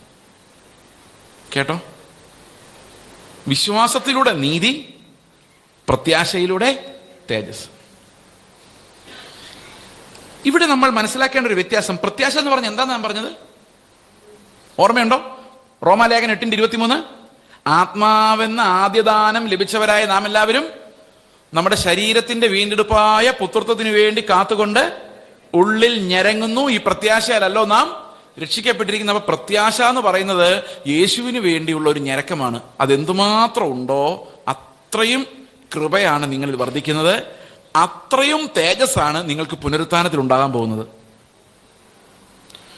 നിങ്ങൾ മോഹങ്ങൾക്ക് വേണ്ടിയാണ് ജീവിക്കുന്നതെങ്കിൽ പുനരുത്ഥാനത്തിൽ സംഭവിക്കുന്നത്, നിങ്ങൾ എന്തിനു വേണ്ടി മോഹിച്ചോ അതെല്ലാം കത്തിപ്പോകുന്നതാണെങ്കിൽ നിങ്ങൾക്ക് തേജസ് ആഡ് ചെയ്യാനൊന്നും ഉണ്ടാവില്ല. അവ രക്ഷിക്കപ്പെടുമായിരിക്കാം, പക്ഷെ തീയിലൂടെ എന്ന പോലെ അത്രേ. വായിച്ചിട്ടുണ്ടോ അത്? കത്തിപ്പോകുന്ന പ്രവൃത്തികൾ. അപ്പോൾ നമുക്ക് 2 രീതിയിൽ ജീവിക്കാം. ഒന്നുകിൽ പ്രത്യാശയിൽ ജീവിക്കാം, അല്ലെങ്കിൽ ആശയിൽ ജീവിക്കാം. രണ്ടിനും പറ്റിയ ശുശ്രൂഷകൾ നമ്മുടെ ഇടയിലുണ്ട്. You can select what you want. പക്ഷെ അവസാനം ഒരെണ്ണം കത്തിപ്പോകുന്നതും മറ്റൊന്ന് നിലനിൽക്കുന്നതും ആയിരിക്കും. ഇത് ദൈവത്തിന്റെ ആത്മാവ് ഇത് തമ്മിൽ വേർതിരിച്ച് നമുക്ക് തരണം. മനസ്സിലാവുന്നുണ്ടോ ഞാൻ പറയുന്നത്? അപ്പൊ എപ്പോഴും കണക്ട് ചെയ്യണം. നമ്മൾ എന്തിനു വേണ്ടി ആഗ്രഹിക്കുന്നു, എന്തിനു വേണ്ടി ഞരങ്ങുന്നോ, അത് ക്രിസ്തുവിന് വേണ്ടിയാണെങ്കിൽ അവൻ ഏകജാതനായ പുത്രന്റെ തേജസ്സാണ്. അവൻ ആദ്യജാതനായി കഴിയുമ്പോൾ അതേ തേജസ്സിലേക്ക് നമ്മളും വരും. അത് കൃപയിലൂടെയാണ് നമുക്ക് ലഭിക്കുന്നത്. മനസ്സിലാവുന്നുണ്ടോ? ഓക്കെ, അടുത്ത വാക്യം. ഈ വിധം പ്രത്യാശയുള്ളവരായി ഞങ്ങൾ വളരെ പ്രാഗൽഭ്യത്തോടെ സംസാരിക്കുന്നു. അതിനർത്ഥം എന്താണെന്നറിയോ? ഞങ്ങൾ ഇതേ പറയുള്ളൂ, ധൈര്യത്തോടെ, ബോൾഡ്നെസ്. ഞങ്ങൾക്ക് ഈ ലോകം പോയാൽ പുല്ലാന്ന് തന്നെ. ആൾക്കാർ കളിയാക്കുന്നോ, പോയി പണി നോക്ക്. ഞങ്ങൾ വളരെ ധൈര്യമുള്ളവരാ. കാരണം ഞങ്ങൾ ഈ പ്രത്യാശയുള്ളവരാ. നിലനിൽക്കുന്ന തേജസിന്റെ വസ്ത്രം ഞങ്ങൾ അണിയുമെന്നും ക്രിസ്തുവിന്റെ തേജസ് അനുസരിച്ച് രൂപാന്തരപ്പെടുമെന്നുമുള്ള ഞരക്കം ഉള്ളവരാണ്. ഞങ്ങൾക്കത് തേജസ്സായി മാറും. അതുകൊണ്ട് we are very bold. Bold എന്ന് ഇംഗ്ലീഷ് കൊടുത്തിരിക്കുന്നത് ധൈര്യമുള്ളവരാണ്. അടുത്ത വാക്യം. നീങ്ങിപ്പോകുന്നതിന്റെ അന്തം കാണാതെ വണ്ണം മോശ തന്റെ മുഖത്ത് മൂടുപടമിട്ടതുപോലെ അല്ല, അവരുടെ മനസ്സ് കഠിനപ്പെട്ടു. ഇത് നിങ്ങൾ ശ്രദ്ധിച്ചു നോക്കി. ഇതിന്റെ പ്രോബ്ലം എന്താണെന്ന് വെച്ച് കഴിഞ്ഞാൽ, മോശ ഈ നിയമവുമായിട്ട് വരുമ്പോൾ അവന്റെ മുഖം കാണാൻ പറ്റാത്തതുപോലെ തേജസ്സായിരുന്നു. അപ്പൊ മോശ മുഖത്ത് മൂടുപടം ഇട്ടു. കാരണം ഇനി ജനങ്ങൾക്ക് ആരെ കാണാൻ പറ്റത്തില്ല, മോശയെ കാണാൻ പറ്റത്തില്ല. കാരണം ദൈവത്തിന്റെ നിയമത്തിന് മുമ്പിൽ ജനങ്ങൾ നിലവിളിക്കേണ്ടി വരും. കാരണം ദൈവത്തിന്റെ നിയമത്തിനൊരു തേജസ്സുണ്ട്. നീങ്ങിപ്പോകുന്നതായിരിക്കാം എങ്കിൽ പോലും ദൈവം തരുമ്പോൾ അതിനൊരു തേജസ്സുണ്ട്. ആ തേജസ് പോലും ഇസ്രായേൽ മക്കൾക്ക് കാണാൻ സാധിക്കത്തില്ല. അപ്പം മോശ എന്ത് ചെയ്തു? മൂടുപടം. അടുത്ത വാക്യം, പഴയ നിയമം വായിക്കുമ്പോഴൊക്കെയും ആ മൂടുപടം നീങ്ങാതെ ഇന്ന് വരെയും. മനസ്സിലായത് എന്താന്ന്? ഇസ്രായേൽ മക്കള് മൂടുപടം കാണാതെ മോശ മൂടുപടം ഇട്ടല്ലോ. കുറെ കഴിഞ്ഞപ്പോ ഈ മോശ മൂടുപടം അങ്ങ് ഊരി, അല്ലേ? ഊരിയോ? ഇല്ലേ? ജീവിതകാലം മുഴുവൻ പിന്നെ മൂടുപടത്തിലാണോ കിടന്നത്? ഊരി. പക്ഷേ അപ്പം ആൾക്കാർക്ക് നോക്കാൻ പറ്റുമായിരുന്നു. എന്തുകൊണ്ട് നോക്കാൻ പറ്റുമായിരുന്നു അറിയോ? ഇവരുടെ എല്ലാം ഹൃദയത്തിലേക്ക് അപ്പോഴേക്കും ഒരു മൂടുപടം വന്ന് വീണായിരുന്നു. അതുകൊണ്ട് എന്താ ഗുണമെന്ന് ചോദിച്ചു കഴിഞ്ഞാൽ, ഈ മൂടുപടം ഉള്ളിൽ കിടക്കുന്നതുകൊണ്ടുള്ള ഗുണം എന്നാണെന്നറിയോ? ഈ ഹൃദയം ആരും കാണാൻ പോകുന്നില്ല. ഹൃദയത്തിൽ എന്താ കിടക്കുന്നത്? മൂടുപടം. മോശയുടെ പ്രമാണം ഒരാളെ അനുസരണത്തിലേക്ക് നയിക്കുന്ന പ്രവൃത്തികളിലൂടെയാണ്. അപ്പം പ്രവൃത്തികളെല്ലാം നന്നായാൽ മതി. ഹൃദയത്തിൽ എന്താ കിടക്കുന്നത്? മൂടുപടം. ഓ, എത്ര നാളായി ഈ ബ്രദറെ കണ്ടിട്ട്, ഞാൻ എന്നും പ്രാർത്ഥിക്കുന്നുണ്ട് കേട്ടോ. അകത്ത് മൂടുപടം ആരും കാണാഞ്ഞത് നമ്മുടെ ഭാഗ്യം. അടുത്ത വാക്യം വായിച്ചു. അത് ക്രിസ്തുവിൽ നീങ്ങിപ്പോകുന്നത്. കാരണം ക്രിസ്തു നേരെ ടോർച്ച് അടിക്കുന്ന ഹൃദയത്തിനകത്തേക്കാണ്. അവിടെ മൂടുപടം ഉണ്ടെങ്കിൽ ഒരു ടോർച്ച് അടിക്കാൻ പറ്റില്ല. മൂടുപടം നീങ്ങിയാൽ മാത്രം എന്ത് ചെയ്യാൻ പറ്റുള്ളൂ? നമ്മുടെ ഹൃദയം ദൈവത്തിന് മുമ്പിൽ തുറന്നു വരുള്ളൂ. അടുത്ത വാക്യം, മോശയുടെ പുസ്തകം വായിക്കുമ്പോൾ മൂടുപടം ഇന്നയോളം അവരുടെ ഹൃദയത്തിൽ കിടക്കുന്നു. അപ്പൊ മോശയുടെ പുസ്തകം വായിക്കാവോ? മൂടുപടം മാറിയ ശേഷം വായിച്ചാൽ കുഴപ്പമില്ല. മൂടുപടം മാറിയ ശേഷം അത് വായിക്കണം. ക്രിസ്തുവിൽ അത് നീങ്ങിപ്പോയ ശേഷം വായിക്കണം എന്ന് പറഞ്ഞാൽ അതിനർത്ഥം, ക്രിസ്തുവിൽ എൻ്റെ മൂടുപടം നീങ്ങിപ്പോയി കഴിഞ്ഞാൽ എനിക്ക് പഴയ നിയമം വായിച്ചാൽ അതിനകത്തെല്ലാം ക്രിസ്തുവിനെ കാണാൻ പറ്റുള്ളൂ. ക്രിസ്തുവിന്റെ നീതിയെ കാണാൻ പറ്റുള്ളൂ. മോശയ്ക്ക് മൂടുപടം ഉണ്ടായിരുന്നില്ല. അതുകൊണ്ട് മോശ ക്രിസ്തുവിനെ തെരഞ്ഞെടുത്തത്, ക്രിസ്തുവിന്റെ നീതിയെ തെരഞ്ഞെടുത്തത്, അല്ലേ? ക്രിസ്തുവിൽ അത് നീങ്ങിപ്പോയ ആളാണ് മോശ. പഴയ നിയമത്തിലും ക്രിസ്തുവിൽ മൂടുപടം നീങ്ങിപ്പോയ അനേകം ആൾക്കാരുണ്ട്. ദാവീദ് അങ്ങനെ ഒരാളായിരുന്നു. ദാവീദിന്റെ ഹൃദയത്തിൽ ഒരു മൂടുപടം ഇല്ലായിരുന്നു. കർത്താവ് എന്ന് പറയും, നീ ആ ഭാവി ജ്ഞാനം തന്നെയാണ്. ഒരു മൂടുപടമില്ല. അവന്റെ ഹൃദയത്തിൽ എന്തുണ്ടോ അതെല്ലാം അവൻ പാട്ടായിട്ട് എഴുതി വെച്ചിട്ടുണ്ട്. എൻ്റെ ഹൃദയത്തിൽ അങ്ങനെ തോന്നി, ഇങ്ങനെ തോന്നി, ഞാൻ പാപി. ഒരു മൂടുപടമില്ല. അവരെല്ലാം ക്രിസ്തുവിന് മുന്നമേ നിഴലായി വിശ്വസിച്ച നീതിമാന്മാരാണ്.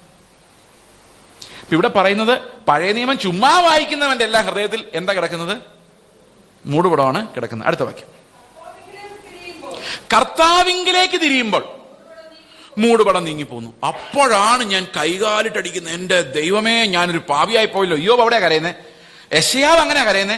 യെശയ്യാവ് അവിടെ യെശയ്യാവിന്റെ 6 ഉയർന്നും പൊങ്ങിയുമുള്ള സിംഹാസനത്തിൽ ദൈവം ഇരിക്കുന്ന കാണുന്നുണ്ടല്ലേ? അതാരായിരുന്നു? പിതാവായിരുന്നോ പുത്രനായിരുന്നോ? യെശയ്യാവ് പറയുന്നത്, ഞാൻ എൻ്റെ കണ്ണ് സൈന്യങ്ങളുടെ ദൈവമായ യഹോവയെ കണ്ടുവല്ലോ. പക്ഷേ യോഹന്നാൻ പറയുന്നത് അത് ക്രിസ്തുവായിരുന്നു എന്നാ. യോഹന്നാൻ 12-ലാണെന്ന് തോന്നുന്നു, അതിന്റെ അവസാന ഭാഗത്ത് തോന്നുന്നു, ഇങ്ങനെ പറയുന്നുണ്ട്, യെശയ്യാവ് അവന്റെ തേജസ് കണ്ട് അവനെക്കുറിച്ച് സാക്ഷിച്ചുകൊണ്ടാണ് ഇത് പറഞ്ഞത്.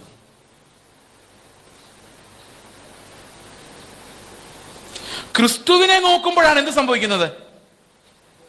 മൂടുപടം. അപ്പോഴാ പറയുന്നത്, അയ്യോ, ഞാൻ അരിഷ്ട മനുഷ്യൻ, പാപി, എനിക്ക് ഒരു നിവൃത്തിയില്ലാത്ത പാപിയാണേ, എന്നെ സഹായിക്കണേ എന്ന് നിങ്ങളുടെ വായി വരാത്ത എന്താണെന്നറിയോ? നിങ്ങൾ മറ്റുള്ളവരുടെ മുമ്പിലേ നിന്നിട്ടുള്ളൂ, ക്രിസ്തുവിന് മുമ്പിൽ നിന്നിട്ടില്ല. അവിടെ നിന്നാൽ നമ്മുടെ അകത്തെ മൂടുപടം അങ്ങ് ചിന്തിപ്പോയാൽ നമ്മൾ നിലവിളിച്ചു പോകും. നമ്മൾ മറച്ചു വെച്ചിരിക്കുന്ന അകമനുഷ്യൻ ഇങ്ങനെ അങ്ങ് വെളിയിലോട്ട് വരുമ്പോഴേക്കും, ഞങ്ങളുടെ കൂട്ടായ്മയിൽ ഒരു വലിയ അത്ഭുതം നടന്നു. 2 വർഷം മുമ്പ് ഓഗസ്റ്റ് 15 അത് ഒരു ദിവസത്തേക്ക് ഉണ്ടായിരുന്നുള്ളൂ. പിന്നെ എല്ലാവരും പഴയ പോലെ ആയി. ഈ പിള്ളേർ സാക്ഷ്യം പറഞ്ഞുകൊണ്ടിരുന്നപ്പോൾ പെട്ടെന്ന് അവരുടെ മൂടുപടം ഒഴിഞ്ഞു പോയി. സാക്ഷ്യം പറഞ്ഞുകൊണ്ടിരിക്കും. അപ്പം ഈ ഒരു അവധി ദിവസം കിട്ടിയപ്പോൾ എല്ലാവരുടെ കൂടിയിരുന്ന് അവരുടെ എൽഡേഴ്സ് ആരോ പറഞ്ഞു, നിങ്ങളുടെ സാക്ഷ്യം പറയാൻ. കുഞ്ഞു പിള്ളേർ, ചെറിയ പിള്ളേരാ, സ്കൂളിൽ പഠിക്കുന്ന 8ലും 10ലൊക്കെ പഠിക്കുന്ന പിള്ളേർ. ഇവർ സാക്ഷ്യം പറഞ്ഞ് മൂടുപടം കഴിഞ്ഞു പോയി. ഇവരുള്ളതെല്ലാം തുറന്നു പറയാൻ തുടങ്ങി. അപ്പനോട് തോന്നിയത്, അമ്മയോട് തോന്നിയത്, അതങ്ങ് ആകെ അങ്ങ് ഭയങ്കര നിലവിളി, കൂട്ടം നിലവിളി, ഉപദേശിമാരെ നിലവിളി. അപ്പൻ വന്നിങ്ങനെ വെളിയുന്നുണ്ട്, ഇത് എൻ്റെ മകൾ തന്നെയാണോ ഈ പറയുന്നത്? പരിചയമില്ലാത്തവരൊന്നും, കാരണം എല്ലാം തുറന്നുപോയി. പക്ഷെ പിറ്റേ ദിവസം പിന്നെ അവർ മൂടുപടം ഇട്ട് സിപ്പപ്പ് ചെയ്തു. പക്ഷെ സംഭവിക്കാം, ക്രിസ്തുവിലേക്ക് തിരിയുമ്പോൾ എന്ത് സംഭവിക്കണം? അകം അങ്ങ് പൊളിഞ്ഞു പോകും. ഈ അകം പൊളിഞ്ഞു പോയാൽ പിന്നെ നമുക്ക് എന്താ സംഭവിക്കുന്നറിയോ? അടുത്ത വാക്യം, കർത്താവ് ആത്മാവാകുന്നു, കർത്താവിന്റെ ആത്മാവിലാണ് ഈ മൂടുപടം അഴിഞ്ഞു പോകുന്നതെങ്കിൽ നമുക്ക് എന്തോരം അഴിക്കാനും സ്വാതന്ത്ര്യമുണ്ട്. കാരണം നമ്മുടെ കർത്താവിന് നമ്മളെ അകം പുറം അറിയാം. ലജ്ജിക്കാതെ നമുക്ക് അവന്റെ മുമ്പിൽ നമ്മുടെ ഇതങ്ങ് അഴിച്ച്, ഹൃദയം അഴിച്ചു വെക്കാം. അപ്പൊ എന്താ സംഭവിക്കുന്നത്? അവന്റെ മുൻപിൽ ഈ മൂടുപടം അഴിയണം. ഈ മൂടുപടം അഴിയുന്നത് വരെ നിങ്ങൾ കർത്താവിന്റെ മുമ്പിൽ ഇരുന്ന് അവന്റെ തേജസ്സിന് വേണ്ടി ദാഹിക്കുകയാണെങ്കിൽ അവൻ നമ്മുടെ ഹൃദയത്തിനകത്തകത്തിരിക്കുന്ന ആ കറ വരെ കാണിച്ചു തരാൻ അവന്റെ തേജസ്സിന് സാധിക്കും. അടുത്ത വാക്യം. എന്നാ ഈ മൂടുപടം നീങ്ങിക്കഴിഞ്ഞ ഒരു പ്രത്യേകതയുണ്ട്, പിന്നെ ഇടരുത്. കർത്താവിന്റെ തേജസ്സിനെ കണ്ണാടി പോലെ പ്രതിബിംബിക്കുന്നവരായി നാം എല്ലാവരും കർത്താവിന്റെ അവിടെ മൂടുപടമില്ല. ഹൃദയത്തിൽ മൂടുപടമില്ല എങ്കിൽ ദൈവത്തിന്റെ ആത്മാവിന്റെ തേജസ് കണ്ണാടി പോലെ പ്രതിബിംബിക്കുന്നവരായി തേജസ്സിന്മേൽ തേജസ് വർദ്ധിച്ച് വർദ്ധിച്ച് വർദ്ധിച്ച് വർദ്ധിച്ച് നമ്മുടെ ശരീരം രൂപാന്തരപ്പെടുമ്പോൾ കർത്താവിനെ നാം അവനിരിക്കുന്നത് പോലെ കാണുന്ന രീതിയിൽ നമ്മൾ തേജസ്കരിക്കപ്പെടും. ഇതിനു വേണ്ടിയാണ് കർത്താവിന്റെ എന്തിനാണ് നിത്യമായ തേജസ് ഉള്ളതെന്നും എന്താണ് തേജസ് ഇല്ലാത്തതെന്നും ദൈവത്തിന്റെ ആത്മാവ് ബോധ്യപ്പെടുത്തുന്നത്. മനസ്സിലാവുന്നുണ്ടോ ഞാൻ പറഞ്ഞത്? എന്തെങ്കിലും മനസ്സിലായില്ലെങ്കിൽ ഒന്ന് കൈവയ്ക്കാൻ മതി. ഓക്കെ, അടുത്ത വാക്യം. വായിച്ചോ, വായിക്കണ്ട, വായിച്ചോ. 19. ഈ ശുശ്രൂഷ ഉണ്ടാകയാൽ ഞങ്ങൾ അധൈര്യപ്പെടാതെ ത്യജിച്ച് അത് കീറി, ഹൃദയം കീറി, ഉപായം പ്രയോഗിക്കാതെയും ദൈവവചനത്തിൽ കൂട്ടുചേർക്കാതെയും സത്യം വെളിപ്പെടുത്തുന്നതിനാൽ ദൈവസന്നിധിയിൽ സകല മനുഷ്യരുടെ മനസാക്ഷിക്ക് ഞങ്ങളെ തന്നെ ബോധ്യമാക്കുന്നു. ഒന്നും മറച്ചു വെക്കാനില്ല, ഞങ്ങൾക്ക് പറയാൻ ഗൂഢ ഉപായങ്ങളില്ല. ഇതെല്ലാം കർത്താവിന്റെ സന്നിധിയിൽ തുറന്നു പോയതാണ്. അതുകൊണ്ട് സത്യവചനം നിങ്ങൾ എങ്ങനെ വ്യാഖ്യാനിച്ചാലും അതുപോലെ തുറന്നു വെക്കാൻ ഞങ്ങൾ ബാധ്യസ്ഥരാണ്. മനസ്സിലാവുന്നുണ്ടോ ഞാൻ പറയുന്നത്? തേജസ്സിന്മേൽ തേജസ് പ്രാപിച്ച് അതേ പ്രതിമയായി രൂപാന്തരപ്പെടും. ഇവിടെ നമ്മൾ കാണേണ്ട ഒന്ന് രണ്ട് പ്രധാനപ്പെട്ട കാര്യങ്ങൾ. ഒന്ന്, ഞാൻ നിങ്ങളോട് പറഞ്ഞു, പ്രത്യാശയിലൂടെയാണ് തേജസ് ഉണ്ടാകുന്നത്. യേശുവിന് വേണ്ടിയുള്ള ദാഹമാണ് നമുക്ക് തേജസ് ഉണ്ടാക്കുന്നത്. നമുക്ക് ആ വാക്യം കൂടെ വായിക്കാം. റോമാലേഖനം 5-ാം അധ്യായത്തിന്റെ 1, 2, 3, 4, 5. റോമാലേഖനത്തിലേക്ക് പിന്നെ നമ്മൾ വന്നു. നമ്മളിങ്ങനെ വന്നുകൊണ്ടിരിക്കും. വിശ്വാസത്താൽ നീതീകരിക്കപ്പെട്ടിട്ട് നമ്മുടെ കർത്താവ് യേശുക്രിസ്തു മൂലം നമുക്ക് ദൈവത്തോട് സമാധാനമുണ്ട്. നമ്മൾ ഇന്നലെ അത് കണ്ടതാണ്. അടുത്ത വാക്യം. നാം നിൽക്കുന്ന ഈ കൃപയിലേക്ക്. ഇവിടെ കൃപയുടെ അർത്ഥം നമ്മൾ ഇന്നലെ പറഞ്ഞ അർത്ഥമാണ് അർഹിക്കാത്ത സ്ഥലത്തുള്ള ദാനം. അതായത് പ്രവർത്തിക്കുന്നവരെ മാത്രം നീതിമാൻ എന്ന് വിളിച്ചാൽ മതി, പക്ഷെ ഇവിടെ വിശ്വസിക്കുന്നവരെ എല്ലാം വിളിക്കാൻ ദൈവം തീരുമാനിച്ചു. അതായത് അർഹതയില്ലാത്ത സ്ഥാനത്ത് നമ്മളെ നീതീകരിച്ചു. അതുകൊണ്ട് കൃപയുടെ രണ്ടാമത്തെ അർത്ഥം, വേദശാസ്ത്രപരമായ അർത്ഥം, അർഹതയില്ലാത്ത സ്ഥലത്ത് ലഭിക്കുന്ന അംഗീകാരം എന്നാണ്. ആ അർത്ഥത്തിലാണ് ഇതിവിടെ പ്രയോഗിച്ചിരിക്കുന്നത്. അടുത്ത വാക്യം ഇതാണ്. ദൈവ തേജസ്സിന്റെ പ്രത്യാശയിൽ. കണ്ടോ, തേജസ്സുമായിട്ട് എന്തിനാ കണക്ട് ചെയ്തിരിക്കുന്നത്? പ്രത്യാശയിൽ. യേശുവിനെ കുറിച്ച് പറയുന്നത് അവൻ മഹത്വത്തിന്റെ പ്രത്യാശ, അതായത് തേജസ്സിന്റെ പ്രത്യാശ. അപ്പൊ തേജസ് എപ്പോഴും പ്രത്യാശയായിട്ട് കണക്റ്റഡ് ആണ്. നിങ്ങളുടെ ഉള്ളിൽ എന്തുമാത്രം പ്രത്യാശയുണ്ടോ അത്രയും തേജസ്സാണ് നിങ്ങൾക്ക് ലഭിക്കുന്നത്. ആശയാണോ ഈ ലോകത്തിന്റെ പ്രഭു വിധിക്കപ്പെട്ടതാ, ആശയിൽ പോകരുത്, ഇതെല്ലാം നശിച്ചു പോകും. ഓക്കെ, അടുത്ത വാക്യം. ഞങ്ങൾ ദൈവ തേജസ്സിന്റെ പ്രത്യാശയിൽ പ്രശംസിക്കുന്നു എന്ന് മാത്രമല്ല, കഷ്ടത സഹിഷ്ണുതയെയും സഹിഷ്ണുത സിദ്ധതയെയും സിദ്ധത പ്രത്യാശയും ഉളവാക്കുന്നു എന്നറിഞ്ഞ് നാം കഷ്ടങ്ങളിലും പ്രശംസിക്കുന്നു. കൊള്ളാം അല്ലേ? കഷ്ടം വന്നപ്പോ എന്തൊരു സന്തോഷം. അങ്ങനെ പറയുമോ നമ്മളാരെങ്കിലും? പറയാൻ പറ്റത്തില്ല. പൗലോസ് അങ്ങനെ പറയുന്നത്. അതിൻ്റെ കാരണമുണ്ട്. കഷ്ടതയിൽ നിന്ന് സഹിഷ്ണുതയും സഹിഷ്ണുതയിൽ നിന്ന് സിദ്ധതയും സിദ്ധതയിൽ നിന്നും പ്രത്യാശ ഉണ്ടാകും. അപ്പൊ പ്രത്യാശ ഉണ്ടാകാൻ ഒരു ബട്ടൺ ഇട്ടാലൊന്നും പോരാ. പ്രത്യാശ ഉണ്ടാക്കാൻ ഒരു തീരുമാനം എടുത്താൽ പോരാ. നമ്മളൊരു പ്രോസസ്സിലൂടെ കടന്നു പോകണം. ആ പ്രോസസ്സിലൂടെ കടന്നു പോകുമ്പോഴേ നമുക്ക് പ്രത്യാശ ഉണ്ടാവുള്ളൂ. ആ ധൈര്യം ആയിട്ടിരുന്നാൽ മാത്രമേ ആ പ്രോസസ്സ് നമുക്ക് മനസ്സിലാക്കാൻ പോലും സാധിക്കുള്ളൂ. നിങ്ങൾ ഇത്തിരി ധൈര്യമായിട്ടിരുന്നോ, നിങ്ങൾ വിചാരിക്കുന്ന പോലെ പ്രോബ്ലം ഒന്നും അല്ല. നമുക്ക് നോക്കാം അതെന്താണ്. ഞാൻ പണ്ടൊരു കോമഡി കണ്ടതാണ്, കൃത്യമായിട്ട് ഓർക്കുന്നില്ല. എവിടെ ഒരാൾ ചോദിക്കുകയാണ്, ഭയങ്കര കഷ്ടകാലമാണല്ലോ. പറയും, അതാ ഒരു 10 വർഷത്തേക്ക് ഇനി കഷ്ടകാലമായിരിക്കും ജോലിസിൽ പറഞ്ഞിരിക്കുന്നത്. അപ്പൊ അത് കഴിയുമ്പോൾ അതൊരു ശീലമായിക്കോളും എന്ന് പറഞ്ഞ എന്താ അർത്ഥം? 10 വർഷം കഷ്ടത അനുഭവിച്ചു കഴിഞ്ഞാൽ അത് കഴിഞ്ഞ് എന്തുണ്ടായി? സഹിഷ്ണുത ഉണ്ടാവുന്നു. അത് ബൈബിളും പറഞ്ഞിരിക്കുന്നത് അല്ലേ? 10 വർഷം കഷ്ടത സഹിച്ചാൽ പിന്നെ എന്തുണ്ടാവും? കഷ്ടത സഹിക്കുന്ന ഒരു സഹിഷ്ണുതയായിട്ട് മാറും. കൊള്ളാൻ ഭയങ്കര പ്രോമിസ് അല്ലേ?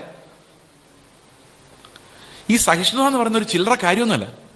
അത് കഷ്ടം സഹിക്കാനുള്ള പരിശീലനം മാത്രമല്ല, വേറൊരാൾ കഷ്ടത്തിലിരിക്കുമ്പോഴും വിഷമത്തിലിരിക്കുമ്പോഴും ബലഹീനതയിലിരിക്കുമ്പോഴും അവനോട് തോന്നുന്ന സഹിഷ്ണുത കൂടിയാ.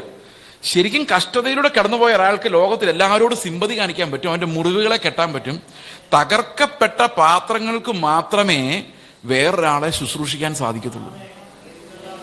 അപ്പൊ സഹിഷ്ണുത എന്ന് പറയുന്നത് it's a quality that makes a servants to others. മറ്റൊരാളെ സഹിക്കാൻ സഹിഷ്ണുത ഉണ്ടാവണം. നമ്മളും കഷ്ടത്തിലൂടെ കടന്നു പോകണം. യേശു അങ്ങനെയായിരുന്നു. യേശു ശരിക്കും സെർവൻലൈക്കായിരുന്നു. അതും ഈ അനുസരണ ഇല്ലാത്ത ശിഷ്യന്മാർക്ക് എന്തോ ഒരു സഹിച്ചു കാണുമായിരിക്കും. സെർവൻലൈക്കായിട്ട് യേശു ഇവരുടെ പുറകെ പോകുന്നത് അവരെല്ലാം സഹിച്ചോണ്ടാ. നിങ്ങൾക്കറിയാമോ, യേശുവിൻ്റെ കൂടെ 12 ശിഷ്യന്മാരുണ്ടായിരുന്നു അല്ലെ? ആദ്യം അല്ല, ഒരാളല്ലേ അവസാനം പോയത്. 12 ശിഷ്യന്മാരുണ്ടായിരുന്നു. ഇവരിൽ പൈസ ആരുടെ കയ്യിലായിരുന്നു? യൂദയുടെ കയ്യിലായിരുന്നു. ആഹാരം വിളമ്പി കൊടുത്തോണ്ടിരുന്ന ആരാ? പാത്രം കഴുകി ആഹാരം വിളമ്പി കറി വിളമ്പി മതിയോ കഴിക്കുക എന്ന് പറഞ്ഞ് കൊടുത്തോണ്ടിരുന്ന ആളാരാ? ആർക്ക് പറയാം? കർത്താവായ യേശുമിശിഹായ. നിങ്ങൾ വായിച്ചിട്ടുണ്ടോ? അത് അത്ഭുതമാണ്. ലൂക്കോസിന്റെ സുവിശേഷം 22-ാം അധ്യായത്തില് 25 മുതൽ വായിച്ച. അവൻ അവരോട് പറഞ്ഞത്, ജാതികളുടെ രാജാക്കന്മാർ അവരിൽ കർത്തൃത്വം നടത്തുന്നു. അപ്പം അവരുടെ ഐഡിയ ഓഫ് ലീഡർഷിപ്പ് എന്ന് പറഞ്ഞാൽ വളരെ പോടാ അങ്ങോട്ടെന്ന് പറയുമ്പോൾ അനുസരിക്കാൻ ആൾക്കാരുണ്ടെങ്കിൽ ഇവർ ലീഡറാ. അങ്ങനെയാ. അടുത്ത വാക്യം. അവരുടെ മേൽ അധികാരം നടത്തുന്നവരെ ഉപകാരികൾ എന്ന് പറയുന്നു. അപ്പൊ നരേന്ദ്രമോദിയും പിണറായി വിജയനൊക്കെ നമുക്ക് വലിയ ഉപകാരമാണ് ചെയ്യുന്നത്. പക്ഷെ സത്യത്തിൽ അവർ അധികാരം നടത്തുക. നമ്മൾ അവരെ എന്തോന്ന് വിളിക്കുന്നത്? അടുത്ത വാക്യം. നിങ്ങൾ അങ്ങനല്ല, ഇങ്ങനൊന്നും അല്ല ഉപകാരികളാകേണ്ടത്. ഇങ്ങോട്ട് വാടാ അങ്ങോട്ട് പോടാന്ന് പറഞ്ഞുകൊണ്ടല്ല ഉപകാരികളാകേണ്ടത്. പിന്നെ എന്താ ചെയ്യണ്ടേ? നിങ്ങൾ വലിയവൻ ഇളയവനെ പോലെയും നായകൻ ശുശ്രൂഷിക്കുന്നതിനെ പോലെയും ആകട്ടെ. അടുത്ത വാക്യം. ആരാകുന്നു വലിയവൻ? ഭക്ഷണത്തിന് ഇരിക്കുന്നവനോ ശുശ്രൂഷിക്കുന്നവനോ? ഭക്ഷണത്തിന് ഇരിക്കുന്നവനല്ലയോ? ഞാനോ നിങ്ങളുടെ ഇടയിൽ ശുശ്രൂഷക്കാരനെ പോലെ അല്ലായിരുന്നു. അപ്പൊ എന്താ ചെയ്ത യേശു? എന്താ ചെയ്ത യേശു?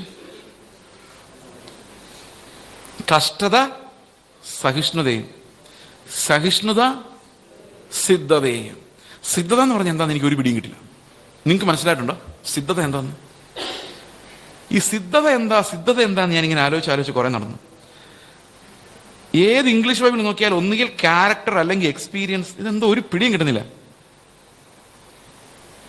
അങ്ങനെ ഇരിക്കെ ഗുഡ് ന്യൂസ് ബൈബിൾ നോക്കിയപ്പോൾ അതിനകത്ത് എഴുതിയിരിക്കുന്നത് കഷ്ടത സഹിഷ്ണുതയും, സഹിഷ്ണുത ദൈവത്തിന്റെ അംഗീകാരത്തെയും തരുന്നു.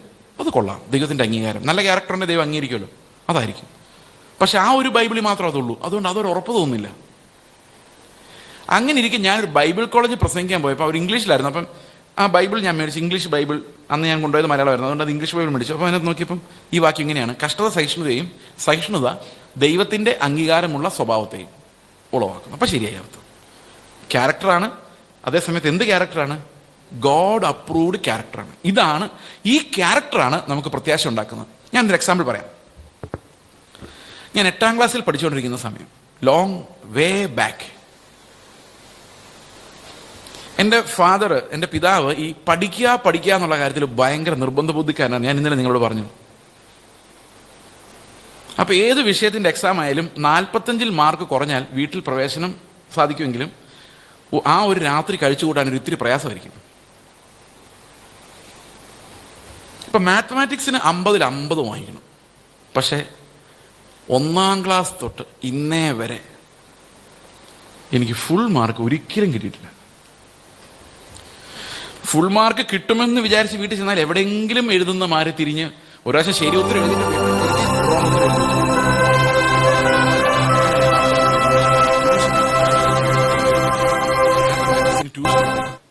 ഇപ്പൊ 45 കുറഞ്ഞ പ്രശ്നമാണ് വീട്ടിൽ മനസ്സിലാക്കണം. അപ്പം 8ാം ക്ലാസ്സിൽ ആദ്യമായിട്ട് ഓണപരീക്ഷയുടെ മുമ്പുള്ള ആ ടൈമിൽ ഞാൻ മാത്തമാറ്റിക്സ് ട്യൂഷന് പോവാണ്. സാധാരണ 47, 48 കിട്ടിക്കൊണ്ടിരുന്നേ. ട്യൂഷനൊക്കെ പോയി കഴിഞ്ഞ് മാർക്ക് ലിസ്റ്റ് വന്നപ്പം 39. എനിക്ക് ഇന്നും ആ ദിവസം ഓർമ്മയുണ്ട്. എനിക്ക് വീട്ടിൽ പോണ്ട. 4 മണിയായി, സ്കൂളിന് മണി അടിച്ചു, ഞാൻ വെളിയിലിറങ്ങി. വീട്ടിൽ പോണ്ട. 4:10 വണ്ടിയുണ്ട്, 5 മണിക്കൊരു വണ്ടിയുണ്ട്. ഞാൻ 4:10 വണ്ടി ഇങ്ങനെ നോക്കി നിൽക്കുക. വണ്ടി വന്നു, കയറാൻ തോന്നിയില്ല, അതങ്ങ് പോയി. ഇനി ആകെ ഒരു വണ്ടിയുള്ളൂ. സ്കൂൾ ബസ്സല്ല, റൂട്ട് ബസ്സാണ്. ഞങ്ങളുടെ വീട്ടിൽ ഹൈ റേഞ്ച് ഇതിൽ താമസിക്കുന്നത്. അപ്പോൾ അത്രയും ഇനി ആ വഴി പോകുന്ന ഒരു വണ്ടിയുമില്ല, ഇത് മാത്രമേ ഉള്ളൂ. ഞാൻ വിചാരിക്കും, പ്രാർത്ഥിക്കുക, കർത്താവേ 5 മണി കഴിഞ്ഞേ വണ്ടി വരാവുള്ളൂ, കുറച്ച് സമയം കൂടെ കിട്ടുമല്ലോ. സാധാരണ ചിലപ്പോൾ 5 മണിക്ക് വരും, 5:15 വരും. ലാസ്റ്റ് സ്റ്റോപ്പാണ് ഞങ്ങളുടെ വീടിനടുത്ത്. പക്ഷെ അതൊന്ന് 4:45 വന്നു. ഞാൻ ഇതിൽ കയറി ഇരിക്കുമ്പോൾ എൻ്റെ പ്രാർത്ഥന എന്താണെന്നറിയോ? ഇതിൻ്റെ ടയർ എവിടെയെങ്കിലും പഞ്ചറാവണേ, എവിടെയെങ്കിലും ഒരു അരമണിക്കൂറുടെ ലേറ്റ് ആകണേ, ഇതങ്ങോട്ട് എത്തല്ലേ, എത്തിയില്ലെങ്കിലും കുഴപ്പമില്ല. എൻ്റെ അവസ്ഥ എന്താണെന്ന് വെച്ച് കഴിഞ്ഞാൽ, അപ്പൻ അംഗീകരിക്കുന്ന ഒരു മാർക്ക് കയ്യിലില്ല. എൻ്റെ വെപ്രാളമാണ്. ഞാൻ ഇതുമായിട്ട് നടന്ന് എഴഞ്ഞ് വീട്ടിൽ ചെന്നപ്പോൾ താമസിച്ച് വന്നതിൻ്റെ വേറെ കിട്ടിയെങ്കിലും അടിയല്ല കേട്ടോ, അടിയെന്ന് പറഞ്ഞൊരു പരിപാടി ഉണ്ടായിരുന്നില്ല, ഈ വഴക്കേ ഉള്ളൂ. പക്ഷെ അതാണ് അടിയേക്കാൾ അസഹനീയം എന്ന് നമുക്ക് പലപ്പോഴും മനസ്സിലാക്കാം. അപ്പൊ എൻ്റെ കയ്യിൽ മനുഷ്യന് സന്തോഷമായന്. ഇത് തന്നെയാണ് നമുക്ക് സംഭവിക്കുന്നത്. നമുക്ക് ദൈവം നമ്മളെ അംഗീകരിച്ചിട്ടുണ്ടെന്നുള്ളൊരു ഇന്നർ ഉറപ്പില്ല, ഒരു ആന്തരിക ഉറപ്പില്ല. കാരണം നമ്മുടെ ലൈഫ് മുഴുവൻ ഈ ലോകത്തിലേക്ക് തിരിഞ്ഞിരിക്കുന്നത് കൊണ്ട്, പ്രാണന്റെ ജീവിതം ജീവിക്കുന്നുണ്ട്, യേശുവിൻ്റെ ജീവന്റെ ആ ഉറപ്പ് നമുക്ക് ലഭിക്കാത്തത് കൊണ്ട് നമുക്ക് പിതാവിന് എന്നോട് അംഗീകാരമുണ്ട് എന്നൊരു ഉറപ്പില്ല. അതുകൊണ്ട് നമുക്ക് കർത്താവേ വേഗം വരണേ വേഗം വരണേ എന്ന് ആത്മാർത്ഥമായിട്ട് പറയാനോ ആഗ്രഹിക്കാനോ ഒന്നും പറ്റുന്നില്ല. അതുകൊണ്ടാണ് ഒരു ക്യാരക്ടർ ഉണ്ടായിട്ട്, ക്യാരക്ടർ ദൈവത്തിന് അപ്രൂവ്ഡ് ആകണമെങ്കിൽ വിശ്വാസം ഉണ്ടാകണം, അഗപ്പ ഉണ്ടാകണം, പകരക്കാരൻ ഉണ്ടാകണം. എങ്കിൽ മാത്രം ക്രിസ്തുവിന്റെ ജീവനായിരിക്കണം, എങ്കിൽ മാത്രമേ അവിടെ അപ്രൂവൽ എന്നൊരു വിഷയം ഉണ്ടാകുന്നുള്ളൂ. ഈ അപ്രൂവൽ ഉണ്ടെങ്കിൽ മാത്രമേ പ്രത്യാശ ഉണ്ടാകുന്നുള്ളൂ. എങ്ങനെ പ്രത്യാശ പോയെന്ന് ഇപ്പൊ ഏകദേശം മനസ്സിലാക്കണമല്ലോ നമുക്ക്. തലമുറകളായിട്ട് നമ്മൾ ദൈവത്തെ പ്രസാദിപ്പിക്കാതെ ജീവിക്കുമ്പോൾ സംഭവിക്കുന്നത് ചോർന്നു പോകുന്ന പ്രത്യാശയാണ്. ഈ പ്രത്യാശ ചോർച്ചയാണ് നമ്മുടെ വിശ്വാസത്തെ തകർത്തത്, വിശ്വാസത്തെ വഴിതിരിച്ചു വിട്ടത്. പ്രത്യാശയ്ക്ക് പകരം ആശകളായപ്പോൾ നമ്മുടെ വിശ്വാസം വഴിതെറ്റിപ്പോയത് നമ്മൾ ആരും അറിഞ്ഞതുപോലുമില്ല. അതുകൊണ്ട് വിശ്വാസമില്ലായ്മയെ ദൈവം കാണിച്ചു തരുന്നത് പോലെ നമ്മൾ പ്രത്യാശയിൽ നിലനിൽക്കുന്ന കാര്യങ്ങൾക്ക് വേണ്ടി അല്ല, നശിച്ചു പോകുന്ന കാര്യങ്ങൾക്ക് വേണ്ടിയാണ് ഓടുന്നതെന്നും ഇതെല്ലാം നശിച്ചു പോയ സ്റ്റാമ്പുള്ള സാധനങ്ങളാണെന്നുള്ള കാര്യം ദൈവത്തിന്റെ ആത്മാവ് നമ്മളെ ഓർമ്മിപ്പിക്കുന്നു. ഇത് ലോക തത്വമാണ്. നമുക്ക് ഹിന്ദുക്കളുടെ വിശ്വാസം അനുസരിച്ച് എനിക്ക് അവരുടെ പാപത്തെക്കുറിച്ചുള്ള തിയറി വളരെ ഇഷ്ടമാണ്. മോക്ഷത്തെക്കുറിച്ചുള്ള തിയറിയാണ് എനിക്ക് ഇത്തിരി പ്രയാസമുള്ളത്. കാരണം ക്രിസ്തു പറയുന്ന പോലെ ഒരു ജീവനെക്കുറിച്ച് പറയാൻ അവർക്ക് സാധിക്കില്ല. എന്നാൽ അവരെ മോക്ഷത്തെക്കുറിച്ച് പറയുന്നത് എങ്ങനെയാണ്? ഒരു വലിയ കടല്, ഈ കടലിൽ ഒരു പാത്രത്തിൽ വെള്ളം, ഒരു കുടം വെള്ളം. കടലാണ് പരമാത്മാവ്, ഈ കുടത്തിലുള്ള വെള്ളമാണ് ഞാൻ. കുടം പൊളിയുന്നതാണ് മരണം. ഈ കുടം പൊളിഞ്ഞു കഴിഞ്ഞാൽ ഞാൻ ഈ പരമാത്മാവെന്ന പ്രപഞ്ചത്തിൽ അങ്ങ് അലിഞ്ഞു ചേർന്നു, പിന്നെ ഞാനില്ല, കടലേ ഉള്ളൂ. സത്യം പറഞ്ഞാൽ നശിച്ചു പോയി എന്നാ ഉദ്ദേശിക്കുന്നത്. ഈ ഞാനെന്ന് പറയുന്ന സാധനം ഇല്ലാതെ നശിച്ചു പോയി എന്ന് ഉദ്ദേശിക്കുന്നത്. അവർ പറയുന്നത് ശരിയാ, ലോകത്തിലുള്ള എല്ലാ സാധനവും ഈ നശിക്കാൻ ഇങ്ങനെ കൊതിച്ചിരിക്കുക. ഇതാ ബൈബിൾ പറയുന്നത്. ക്ഷയം എന്ന മുദ്ര നമുക്ക് നോക്കേ. റോമാലേഖനം 8:19 വായിച്ചേ. ദ്രവത്വത്തിന്റെ ദാസ്യത്വം. റോമർ 8:19 ആണത്. ഞാൻ എന്താ പറഞ്ഞേ? സൃഷ്ടി ദൈവപുത്രന്മാരുടെ വെളിപ്പാടിനെ ആകാംക്ഷയോടെ കാത്തിരിക്കുന്നു. അതാ സൃഷ്ടി ദ്രവത്വത്തിന്റെ ദാസ്യത്വത്തിൽ നിന്നുള്ള വിടുതലും എന്ന് പറഞ്ഞാൽ, ദ്രവത്വം എന്ന് പറഞ്ഞാൽ എന്താ? നശിച്ചു പോകുന്നുള്ള പ്രിൻസിപ്പിൾ. ഇതാണല്ലോ ഇവിടെ സ്റ്റാമ്പ് അടിച്ച് വെച്ചിരിക്കുന്നത്. ഞാൻ പറഞ്ഞത് ഈ ലോകത്തിന്റെ പ്രഭു വിധിക്കപ്പെട്ടിരിക്കുന്നു. അപ്പൊ എല്ലാത്തിന്മേൽ എന്തിന്റെ സ്റ്റാമ്പുണ്ട്? നശിച്ചു പോകുമെന്നുള്ള സ്റ്റാമ്പുണ്ട്. ദ്രവത്വത്തിന്റെ ദാസ്യത്തിൽ നിന്ന് വിടുതൽ വേണം. ആർക്ക് വേണം? ഈ സൃഷ്ടിക്ക് വേണം. ഇപ്പൊ സൃഷ്ടിയുടെ എല്ലാ ഐഡിയ എന്താണ്? നശിച്ചു പോയേക്കാം എന്നുള്ള ഐഡിയ ആണ്. ഇപ്പൊ നിങ്ങളൊന്ന് ആലോചിച്ച് നോക്കി, ഒരു വീട്ടിൽ ചെല്ലുമ്പോൾ ആ വീടിന്റെ റൂം നല്ല ഭംഗിയായിട്ട് അടുക്കി വെച്ചിരിക്കുക. ആ വീട്ടിലാണോ നമുക്കൊരു സ്വസ്ഥത കിട്ടുന്നത്, അതോ എല്ലാം വാരി വലിച്ചിരിക്കുന്ന വീട്ടിലാണോ? അടുക്കി വെച്ചിരിക്കുന്ന വീട്ടിലാണോ? I am sorry. എന്താ പ്രശ്നം എന്നറിയാം? അടുക്കി വെച്ചിരിക്കുന്ന വീട്ടിലൊരു പ്രശ്നമുണ്ട്. നമ്മളൊന്ന് ഇരുന്നിട്ട് എഴുന്നേൽക്കുമ്പോൾ അത് ഡിസോർഡറായി പോകും. ഇത് പിന്നെയും വെക്കണമെങ്കിൽ ഒത്തിരി എനർജി വേണം. ചില റൂമുകളിൽ ചെന്ന് അവിടെ പൂച്ച പ്രസവിച്ച് കിടന്നാൽ പോലും അറിയില്ല. അവിടെ നമുക്ക് എന്ത് വേണമെങ്കിലും ചെയ്യാം. സ്വാതന്ത്ര്യം, ഫ്രീഡം അല്ലേ? ചിലയിടത്തോട്ട് എന്ന് കഴിഞ്ഞാൽ അടുക്കി പറക്കി, ചില വീടുകളുണ്ട് അങ്ങനെ, ഈ ബൈബിളൊക്കെ വെച്ചത് അതിങ്ങനെ തന്നെ ഇരിക്കണം, ഇതിന്റെ വള്ളി പോലും ഇങ്ങനെ കിടക്കാൻ പാടില്ല, അതൊക്കെ കണ്ടിട്ടുണ്ടോ ഇങ്ങനത്തെ വീടുകൾ? ചില ആൾക്കാർക്ക് ഇതൊരു ഒബ്സഷനാണ്, അവരെ കൃത്യം ക്ലീനായിട്ട് വെക്കത്തുള്ളൂ. നമ്മളെങ്ങാനും അവിടെ പോയി ഒരു സാധനം എടുത്ത് വായിക്കാൻ പോലും ഭയം തോന്നും. അവരുടെ ലൈബ്രറിയൊക്കെ ഭയങ്കര സെറ്റപ്പായിരിക്കും, ഡോറ് തുറക്കാൻ പോലും എനിക്ക് തോന്നത്തില്ല. കാരണം അങ്ങനെ അത് ക്ലീനാക്കി വെക്കാൻ അവർ ഒത്തിരി എനർജി ചിലവാക്കിയിട്ടുണ്ട്, ഊർജം. ഒരു സാധനം ഡിസിപ്ലിൻഡ് ആയിട്ട് വെക്കാൻ ഒത്തിരി ഊർജ്ജം ആവശ്യമാണ്, എന്നാൽ അലങ്കോലമാക്കിയിടാൻ ഒരു ഊർജ്ജവും ആവശ്യമില്ല. നിങ്ങളൊരു കാര്യം ആലോചിച്ച് നോക്കിയേ, ഈ ബൈബിൾ ഇങ്ങനെ അടുക്കി വെക്കുമെന്ന് വെച്ചോ, ഈ ഒരു 4-5 ഇങ്ങനെ അടുക്കി വെക്കുക, അങ്ങനെ അടുക്കി വെക്കുന്നതാണോ ഉറപ്പ്, ഇങ്ങനെ ചുമ്മാ ഇട്ടേക്കുന്നതാണോ ഉറപ്പ്? ഇങ്ങനെ ചുമ്മാ ഇട്ടേക്കുന്ന. കാരണം ഇങ്ങനെ ഇരിക്കുന്ന ബൈബിളിന് ഒരു ആഗ്രഹം, ഈ പുസ്തകത്തിന് ഇങ്ങനെ ഒരു ആഗ്രഹമുണ്ട്, എങ്ങനെയെങ്കിലും ഒന്ന് താഴെ വീണാൽ മതി എന്നതിൻ്റെ ആഗ്രഹം. ഇത് താഴെ വീഴാതിരിക്കാൻ വേണ്ടി ഞാൻ എനർജി കൊടുക്കണം. മനസ്സിലാവുന്നുണ്ടോ? എനിക്ക് ഇഷ്ടപ്പെട്ടില്ലാന്ന് തോന്നുന്നു ഞാൻ പറഞ്ഞത്. സത്യമാ, ഫിസിക്സാ പറഞ്ഞത്. പൊട്ടൻഷ്യൽ എനർജി എന്ന് പറയും. ഈ എനർജി കുറച്ച് താഴെ വരുമ്പോൾ ഇത് 0 ആവും. അതിനു വേണ്ടി എനർജി കുറയ്ക്കാൻ വേണ്ടിയാണ് ഈ ലോകത്തുള്ള സകല സാധനങ്ങളും ഡിസോർഡറിലോട്ട് പോകാൻ ആഗ്രഹിക്കുന്നത്.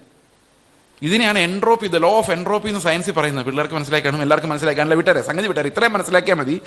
എല്ലാ സാധനത്തിന്റെയും ഉള്ളിൽ നശിച്ചു പോകുമെന്നൊരു സ്റ്റാമ്പ് അടിച്ചു വെച്ചിട്ടുണ്ട്. എന്നോട് ഒരാൾ ചോദിച്ചു, ഈ ലോകത്തിലെ സകല സാധനങ്ങളും ദൈവം നമുക്ക് വേണ്ടി സൃഷ്ടിച്ചതല്ലേ, അത് നമ്മൾ ഉപയോഗിക്കുന്നുണ്ട്, എന്താ കുഴപ്പം? ഞാൻ അദ്ദേഹത്തോട് പറഞ്ഞു, ഭൂമിയിൽ ദൈവം എല്ലാം ഇത് സൃഷ്ടിച്ചപ്പോൾ ഇതെല്ലാം നമുക്ക് ഉപയോഗിക്കാവുന്ന രീതിയിലായിരുന്നു. എന്നാൽ വീണു പോയ ശേഷം ഇതിന്റെ മഹത്വം മാറിപ്പോയി, ദൈവ മഹത്വം നഷ്ടപ്പെട്ടത് കൊണ്ട് ഇതിനെല്ലാം സ്വാഭാവികമായ നശിച്ചു പോകുന്ന മഹത്വങ്ങൾ ഇതിനെല്ലാം ഉണ്ടായി. അതുകൊണ്ട് ഇന്നത്തെ അവസ്ഥയിൽ നിങ്ങൾ എന്തിനെ ഉപയോഗിച്ചു എന്ന് നിങ്ങൾക്ക് തോന്നിയാലും അതെല്ലാം യഥാർത്ഥത്തിൽ നിങ്ങളെയാണ് ഉപയോഗിക്കുന്നത്.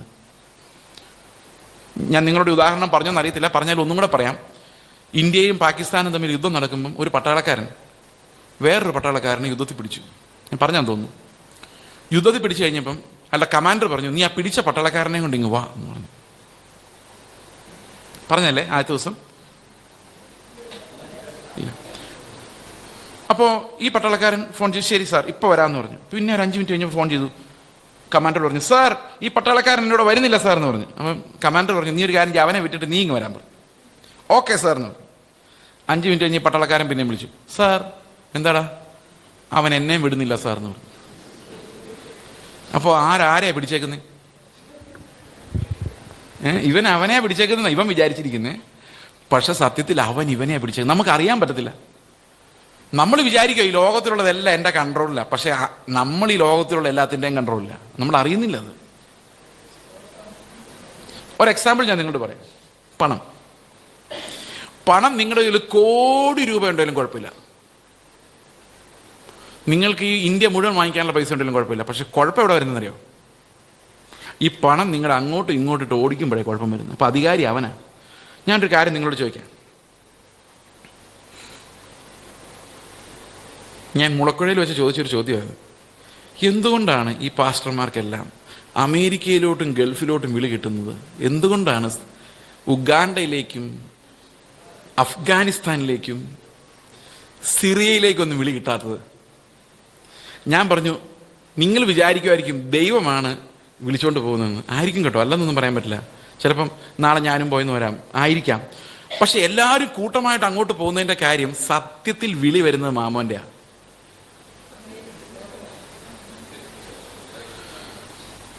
അല്ലെങ്കിൽ തന്നെ പറയും, മാമോൻ കൂടെ ഉള്ളിടത്തല്ലേ നമ്മൾ ഓടി ചെല്ലുന്നത്. എവിടെ മാമോനുണ്ടോ അവിടെ ഞാനും ഉണ്ട്. അപ്പം മാമോനെ ഞാൻ ഓടിക്കുവാണോ അതോ മാമോൻ എന്നെ ഓടിക്കുവാണോ? നിങ്ങൾ പറഞ്ഞാൽ മതി. ആരുടെ കയ്യിൽ ആരാ ഇരിക്കുന്നത്? സമ്മതിച്ചല്ലോ. ഇത്രയും വിടുതലേ ഉള്ളൂ ഈ വലിയ വിടുതലുകാർക്കൊക്കെ. അതിന്റെ പ്രശ്നം, ശരിയായ വിടുതല് പണം നിങ്ങളുടെ കയ്യിൽ വരുന്നതല്ല. ശരിയായ വിടുതല് ഈ പണം നിങ്ങൾക്ക് സ്വാതന്ത്ര്യമായിട്ട് ഉപയോഗിക്കാനുള്ള ഫ്രീഡം ലഭിക്കുമ്പോഴാണ്. കാരണം അപ്പം നിങ്ങൾ പണത്തോട് പറയാ, പോടാ ഞാനാ തീരുമാനിക്കുന്നത്. അത് പറയണമെങ്കിൽ കർത്താവിന്റെ ജീവനുള്ളിൽ വരണം. നമുക്ക് അതിന്മേൽ അധികാരമില്ലെങ്കിൽ വി ആർ ഇൻ ട്രാപ്പ്. ഈ ലോകത്തിലെ ഏതു വസ്തുവിനും നമ്മളെ അടിമകളാക്കാവുന്ന രീതിയിലാണ് ഇപ്പോഴത്തെ പോക്ക്. എന്ത് വസ്തുവിനും നമ്മളെ അടിമകളാക്കാവുന്ന അവസ്ഥ. കാരണം വീണു പോയതിനെ നമ്മൾ സ്നേഹിച്ചാൽ നമ്മൾ അതിന്റെ അടിമയാണ്. ക്രിസ്തുവിനെ സ്നേഹിച്ചാൽ അത് നമുക്ക് ഉപയോഗിക്കാം, നമ്മൾ മാസ്റ്റർ. അപ്പൊ ഇല്ലേലും കുഴപ്പമില്ല, ഉണ്ടേലും കുഴപ്പമില്ല. ഒന്നും കൂടെ പറയും, ഇല്ലേലും കുഴപ്പമില്ല, ഉണ്ടേലും കുഴപ്പമില്ല. ക്രിസ്തുവാണ് നിങ്ങളുടെ മാസ്റ്റർ എങ്കിൽ നിങ്ങൾക്കത് പോയാലും വിഷമമില്ല, വന്നാലും സന്തോഷമില്ല. കാരണം സന്തോഷം മുഴുവൻ യേശുവിലാണ്. ബാക്കിയുള്ളതിനെല്ലാം നിങ്ങൾ അധികാരികളാണ്. യേശു നിങ്ങളുടെ തലയായി വരുമ്പോൾ ബാക്കി സൃഷ്ടിയുടെ മേൽ നിങ്ങൾക്ക് അധികാരം ഉണ്ടാവും.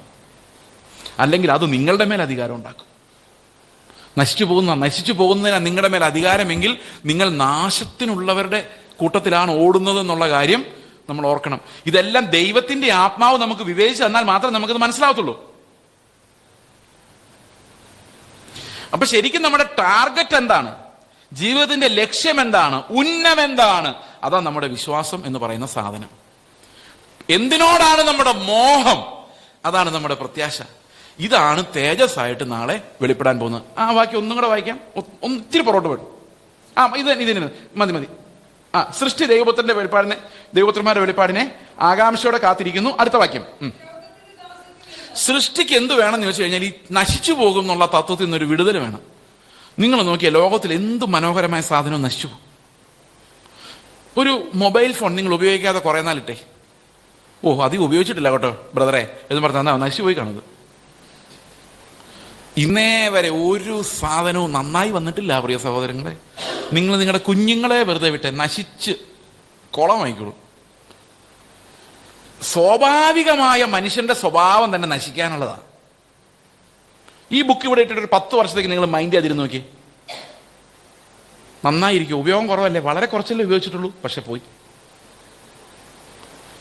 നിങ്ങൾ കാണുന്നതെല്ലാം നശിക്കും, താൽക്കാലികം അല്ലേ? ഒന്ന് ആലോചിച്ച് നോക്കി, നിങ്ങൾ എന്ത് വസ്തുവിനെ കുറിച്ച്. നല്ല ബ്യൂട്ടിഫുൾ ഗാർഡൻ എത്ര നാളുണ്ട്?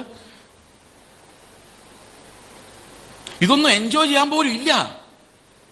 ചിലർ കാഴ്ചകൾ കാണാൻ പോകുന്ന കാര്യം നല്ല കാര്യമാണ്, എനിക്കതിനോട് ഒരു വിരോധമില്ല. ഞങ്ങൾ 2-3 കുടുംബമായിട്ട് ഇങ്ങനെ കാഴ്ചകൾ. എൻ്റെ കൂടെ ഒരു ഞങ്ങളുടെ കൂട്ടായ്മയുള്ളൊരു ആൾ എന്നോട് പറയാണ്, എന്ത് നല്ലതല്ലേ. എന്നിട്ട് അവർ തന്നെ പറയും, ഇയാളോട് ഇതൊക്കെ പറയാൻ പോയി എന്നെ പറഞ്ഞാൽ മതി. കാരണം ഞാൻ അവരോട് പറഞ്ഞു, സത്യം പറഞ്ഞ എൻ്റെ എൻജോയ്മെന്റ് എന്ന് പറയുന്നത് മനുഷ്യരുടെ കൂടെ ഇരിക്കുന്നു, വർത്താനം പറയുന്നു. കാരണം ദൈവം ഏറ്റവും സുന്ദരമായിട്ട് സൃഷ്ടിച്ച മനുഷ്യനെ, അത് കഴിഞ്ഞിട്ടുള്ളൂ ഈ പൂവും പ്രകൃതിയൊക്കെ. നിങ്ങൾ എത്ര ഗാർഡൻ വേണമെങ്കിലും ഉണ്ടാക്കിക്കോ, പക്ഷെ മനുഷ്യനെ അതിനേക്കാൾ കൂടുതൽ ഇഷ്ടപ്പെട്ടോണം, മനുഷ്യനെ അതിനേക്കാൾ കൂടുതൽ സ്നേഹിച്ചോണം. അവരുടെ കൂടെ നടക്കുന്നതും സംസാരിക്കുന്നതും പോലെ വിടുതൽ ഒരിടത്തും ഇല്ല. യേശു ഏറ്റവും കൂടുതൽ സ്നേഹിച്ച് ജീവൻ തന്ന ഈ പൂക്കൾക്കും പുഴുക്കൾക്കും വേണ്ടിയല്ല, മനുഷ്യന് വേണ്ടിയാണ്. യേശുവിൻ്റെ മനസ്സുള്ളവന് ഏറ്റവും ഇഷ്ടം ഒരു സഹജീവിയോടുള്ള അവൻ്റെ സ്നേഹമാണ്, അവൻ്റെ യഥാർത്ഥ മനുഷ്യത്വമാണ് ക്രിസ്തു നമുക്ക് തരുന്നത്. ഇതൊക്കെ കാണുന്നതും ദൈവത്തെ സ്തുതിക്കുന്നതും ഒക്കെ നല്ലതാണ്, നിങ്ങൾ എല്ലായിടത്തും പോയി കണ്ടോ. പക്ഷെ അതിനേക്കാൾ കൂടുതൽ സ്നേഹം അടുത്തിരിക്കുന്ന മനുഷ്യനോടുണ്ടാവണം. കാരണം നശിച്ചു പോകാതെ നിത്യതയെ ചെല്ലുന്ന അതല്ല. മനസ്സിലാവുന്നുണ്ടോ ഞാൻ പറയുന്നത്? അപ്പൊ എന്തിനാണ് നമ്മുടെ പ്രയോറിറ്റി? എന്തിലേക്കാണ് നമ്മുടെ ഇൻവെസ്റ്റ്മെന്റ്? ഒരു മനുഷ്യനിലേക്ക് ഇൻവെസ്റ്റ് ചെയ്യുക, നിലനിൽക്കുന്ന ഫലം സ്വർഗത്തിൽ പ്രാപിക്കുക. അപ്പോൾ എന്താണ് തേജസ് ഉളവാക്കുന്നത് എന്ന് ക്രിസ്തുവിന്റെ കൂടെയുള്ള ഒരു നടപ്പിലൂടെ നമുക്ക് ലഭിക്കുന്ന എന്താണെന്നറിയാമോ? അവന്റെ സ്വഭാവം മാത്രമല്ല, അവന്റെ മുഖഭാവം, അവന്റെ ലൈക്ക്നെസ്. ഞങ്ങളൊരു ദിവസം ചെന്നൈ റെയിൽവേ സ്റ്റേഷനിൽ നിൽക്കുകയാണ്. എൻ്റെ കൂടെ ഒരു സുഹൃത്തുണ്ട്. ഇപ്പം ഞങ്ങളൊരു സഹോദരനെ കാണാൻ വേണ്ടി നിൽക്കുന്നത്. ചെന്നൈ റെയിൽവേ സ്റ്റേഷൻ നിങ്ങൾ കണ്ടിട്ടുണ്ടെങ്കിൽ അറിയാം, ഒരുമാതിരി നല്ല തിരക്കുള്ള റെയിൽവേ സ്റ്റേഷനാണ്. അപ്പം ഞാൻ ഈ ബ്രദറിനോട് ചോദിച്ചു, നമ്മളെങ്ങനെ അയാളെ കണ്ടുപിടിക്കും? ഇതുവരെ കണ്ടിട്ടില്ല, ഫോട്ടോ പോലും കണ്ടിട്ടില്ല, ഇയാളെ എങ്ങനെ കണ്ടുപിടിക്കും? തിരക്കിനിടയിൽ നമ്മളെങ്ങനെ കണ്ടുപിടിക്കും? അപ്പോൾ നമുക്ക് നോക്കാം പുള്ളി പറഞ്ഞു. കുറേ നേരം കഴിഞ്ഞപ്പം അയാൾ എന്നെ ചൂണ്ടിയിട്ട് പറയാം, ദേ ആ ഗേറ്റ് കഴിഞ്ഞ് വരുന്ന ആളുണ്ടല്ലോ, അയാളാണ് നമ്മൾ അന്വേഷിക്കുന്ന ആൾ. അപ്പം ഞാൻ പറഞ്ഞു, നേരത്തെ കണ്ടിട്ടുണ്ടോ? ഇല്ല. പിന്നെ എങ്ങനെ അയാളാണെന്ന് മനസ്സിലായത്? ആ തിരക്കിനിടയിലാന്ന് ആലോചിക്കണം. അയാളെ കണ്ടറിയില്ല, അയാളൊരു വിശ്വാസി, ഒരു സഹോദരൻ. ഞാൻ പറഞ്ഞു, എങ്ങനെ മനസ്സിലായി? നമ്മളെ പോലെ വെള്ള വസ്ത്രമൊന്നും ഇല്ല, സാധാരണ ഒരു മനുഷ്യൻ, മുടി പോലും ശരിക്കും ചീകിട്ടില്ല. ആ മുഖത്ത് അതറിയാമെന്ന് പറഞ്ഞു. ശരിയായിരുന്നു, വന്നപ്പോൾ അയാളെ തന്നെയാണ് ഞങ്ങൾ നോക്കിയിരുന്നു. അത്രയും ആൾക്കൂട്ടത്തിനിടെ ഞാൻ അത്ഭുതപ്പെട്ടു പോയി, ഈ മനുഷ്യനെയാണെന്ന് എങ്ങനെ പറഞ്ഞു? പ്രിയ സഹോദരങ്ങളെ, നമ്മളറിയാത്ത, നമ്മുടെ മുഖത്തിൻ്റെ സൗന്ദര്യമല്ലാത്ത, ഫെയർ ആൻഡ് ലവ്ലി തേച്ച് വെളുപ്പിക്കുന്ന വെളുപ്പല്ലാത്ത, സൗന്ദര്യവർദ്ധക വസ്തുക്കൾ കൊണ്ടല്ലാത്ത ഒരു സൗന്ദര്യം, ഒരു ഗ്രേസ്, ഒരു കൃപ, അലൗകികമായ കൃപ ഈ ലോകത്ത് ജീവിക്കുമ്പോൾ തന്നെ പതുക്കെ പതുക്കെ നമ്മൾ വെളിപ്പെട്ട് വരുന്ന യേശുവിൻ്റെ തേജസ്, കൃപയും സത്യവും നിറഞ്ഞ ആ തേജസ്. അതുമാത്രം നിലനിൽക്കുന്ന തേജസ് നമ്മളിൽ ഉണ്ടാക്കുവാൻ ദൈവത്തിൻ്റെ ആത്മാവ് നമ്മളിൽ അധിവസിക്കുമ്പോൾ നമുക്ക് സാധിക്കും. അവൻ്റെ നിറവിൽ നിന്ന് നാം ഓരോരുത്തരും കൃപയുടെ മേൽ കൃപ പ്രാപിച്ചിരിക്കുന്നു. സമയം തീർന്നുവെങ്കിലും ഒരു കാര്യമാണ് ഞാൻ പറയും, ഇതുമായിട്ട് ബന്ധം. സൃഷ്ടി ദ്രവത്വത്തിൻ്റെ ദാസ്യത്തിൽ നിന്നുള്ള വിടുതലും ദൈവമക്കളുടെ തേജസ്സാകുന്ന സ്വാതന്ത്ര്യവും പ്രാപിക്കും എന്നുള്ള ആശയോടെ മായയ്ക്ക് കീഴ്പ്പെട്ടിരിക്കും. അവർക്കൊരാശയുണ്ട്, ഞരക്കത്തോടെ കാത്തിരിക്കുക. ആശ എന്താണെന്ന് ചോദിച്ചു കഴിഞ്ഞാൽ ദൈവമക്കളുടെ തേജസ്. ഈ ദൈവമക്കളിൽ തേജസ് നിറയുന്നുണ്ട്, അതങ്ങ് വെളിപ്പെടുന്ന ഒരു ദിവസം ഞങ്ങൾക്ക് സ്വാതന്ത്ര്യം ലഭിക്കും. അതുവരെ ഞങ്ങൾ നശിച്ചുകൊണ്ടിരിക്കുമായിരിക്കും. അപ്പോൾ ഒരു മരം വേറൊരു മരത്തോട് പറയും, ആരടാ ഈ ദൈവമക്കള്? അന്നേരം മേടാ നീ കാണാൻ മേലെ കുറേ അവന്മാർ ദൈവത്തിൻ്റെ മക്കളാന്ന് പറഞ്ഞ് നടക്കുന്നത് അവന്മാരായിരിക്കും. ഇപ്പം മറ്റേ മരം വേറൊരു മരം പറയും, അവന്മാരാവാൻ സാധ്യത വളരെ കുറവാണ്. അതെന്താ? അവന്മാരാരെ ഭരിക്കാന്? അവന്മാരെ എല്ലാവരും കൂടെ ഭരിച്ചോണ്ടിരിക്കുക. അവർക്കൊന്നും നമ്മുടെ ഭരണത്തിൽ നമ്മളെ ഭരിക്കാനൊന്നും പറ്റില്ല. കാരണം ഇപ്പം അതായത് ഈ ലോകത്തിന്റെ പ്രഭു നമ്മളെ ഭരിക്കുന്നതുകൊണ്ടാ ഈ നമ്മൾ നശിച്ചു പോകുന്നത്. പക്ഷെ നാളെ ഈ ദൈവത്തിന്റെ മക്കളെന്ന് വെളിപ്പെട്ടു വന്ന് അവർ ഭരിക്കുന്ന ഒരു കാലം ഉണ്ടാകുമ്പം നമ്മൾ നശിക്കില്ല. പക്ഷെ ആരെ ദൈവമക്കള്? ഇന്നേ അടിമത്തത്തിൽ ജീവിക്കുന്നവരല്ല, വേറെ കുറെ ആൾക്കാർ ഇതിനകത്തുണ്ട്. അവര് ഒന്നിനും അടിമകളാകാത്തവർ, ക്രിസ്തുവിന്റെ ജീവനുള്ളവർ. അവർ തേജസ്സിൽ വരുമ്പോൾ ഈ സൃഷ്ടിയെ ഭരിക്കാനുള്ള തേജസ് അവരുടെ ഉള്ളിൽ ക്രിസ്തുവിന്റെ തേജസ്സായി വെളിപ്പെട്ടിരിക്കും.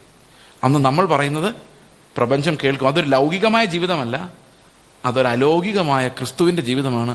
നമ്മളല്ല അവിടെയും വാഴ്ത്തപ്പെടുന്നത് കർത്താവാണ്, അവൻ്റെ മഹത്വമാണ്. ഞാൻ നിങ്ങളെ പരിചയപ്പെടുത്താൻ ശ്രമിക്കുന്നത് ഈ ഭൂമിയുടെ തലത്തിലുള്ളതല്ലാത്ത വേറൊരു തലം എന്നൊക്കെ പറഞ്ഞ് കേട്ടിട്ടില്ലേ പ്രവാചകന്മാർ? ഇതാണ് യഥാർത്ഥത്തിൽ വേറൊരു തലം, ക്രിസ്തുവിൻ്റെ തലം. മനസ്സിലായോ? ഇപ്പൊ ക്രിസ്തുവിന്റെ തലത്തിലേക്ക് നമുക്ക് പോകാൻ നമ്മുടെ സ്വയശക്തിയാൽ സാധിക്കില്ല, അത് അവൻ്റെ ആത്മാവിൻ്റെ നിറവിനാൽ മാത്രമേ സാധിക്കുള്ളൂ. ആത്മാവ് നമ്മുടെ ഉള്ളിൽ വന്ന് പാപത്തെക്കുറിച്ചും നീതിയെക്കുറിച്ചും ന്യായവിധിയെക്കുറിച്ചും ബോധ്യം വരുത്തിക്കൊണ്ടേയിരിക്കും. നമുക്ക് പ്രാർത്ഥിക്കാം.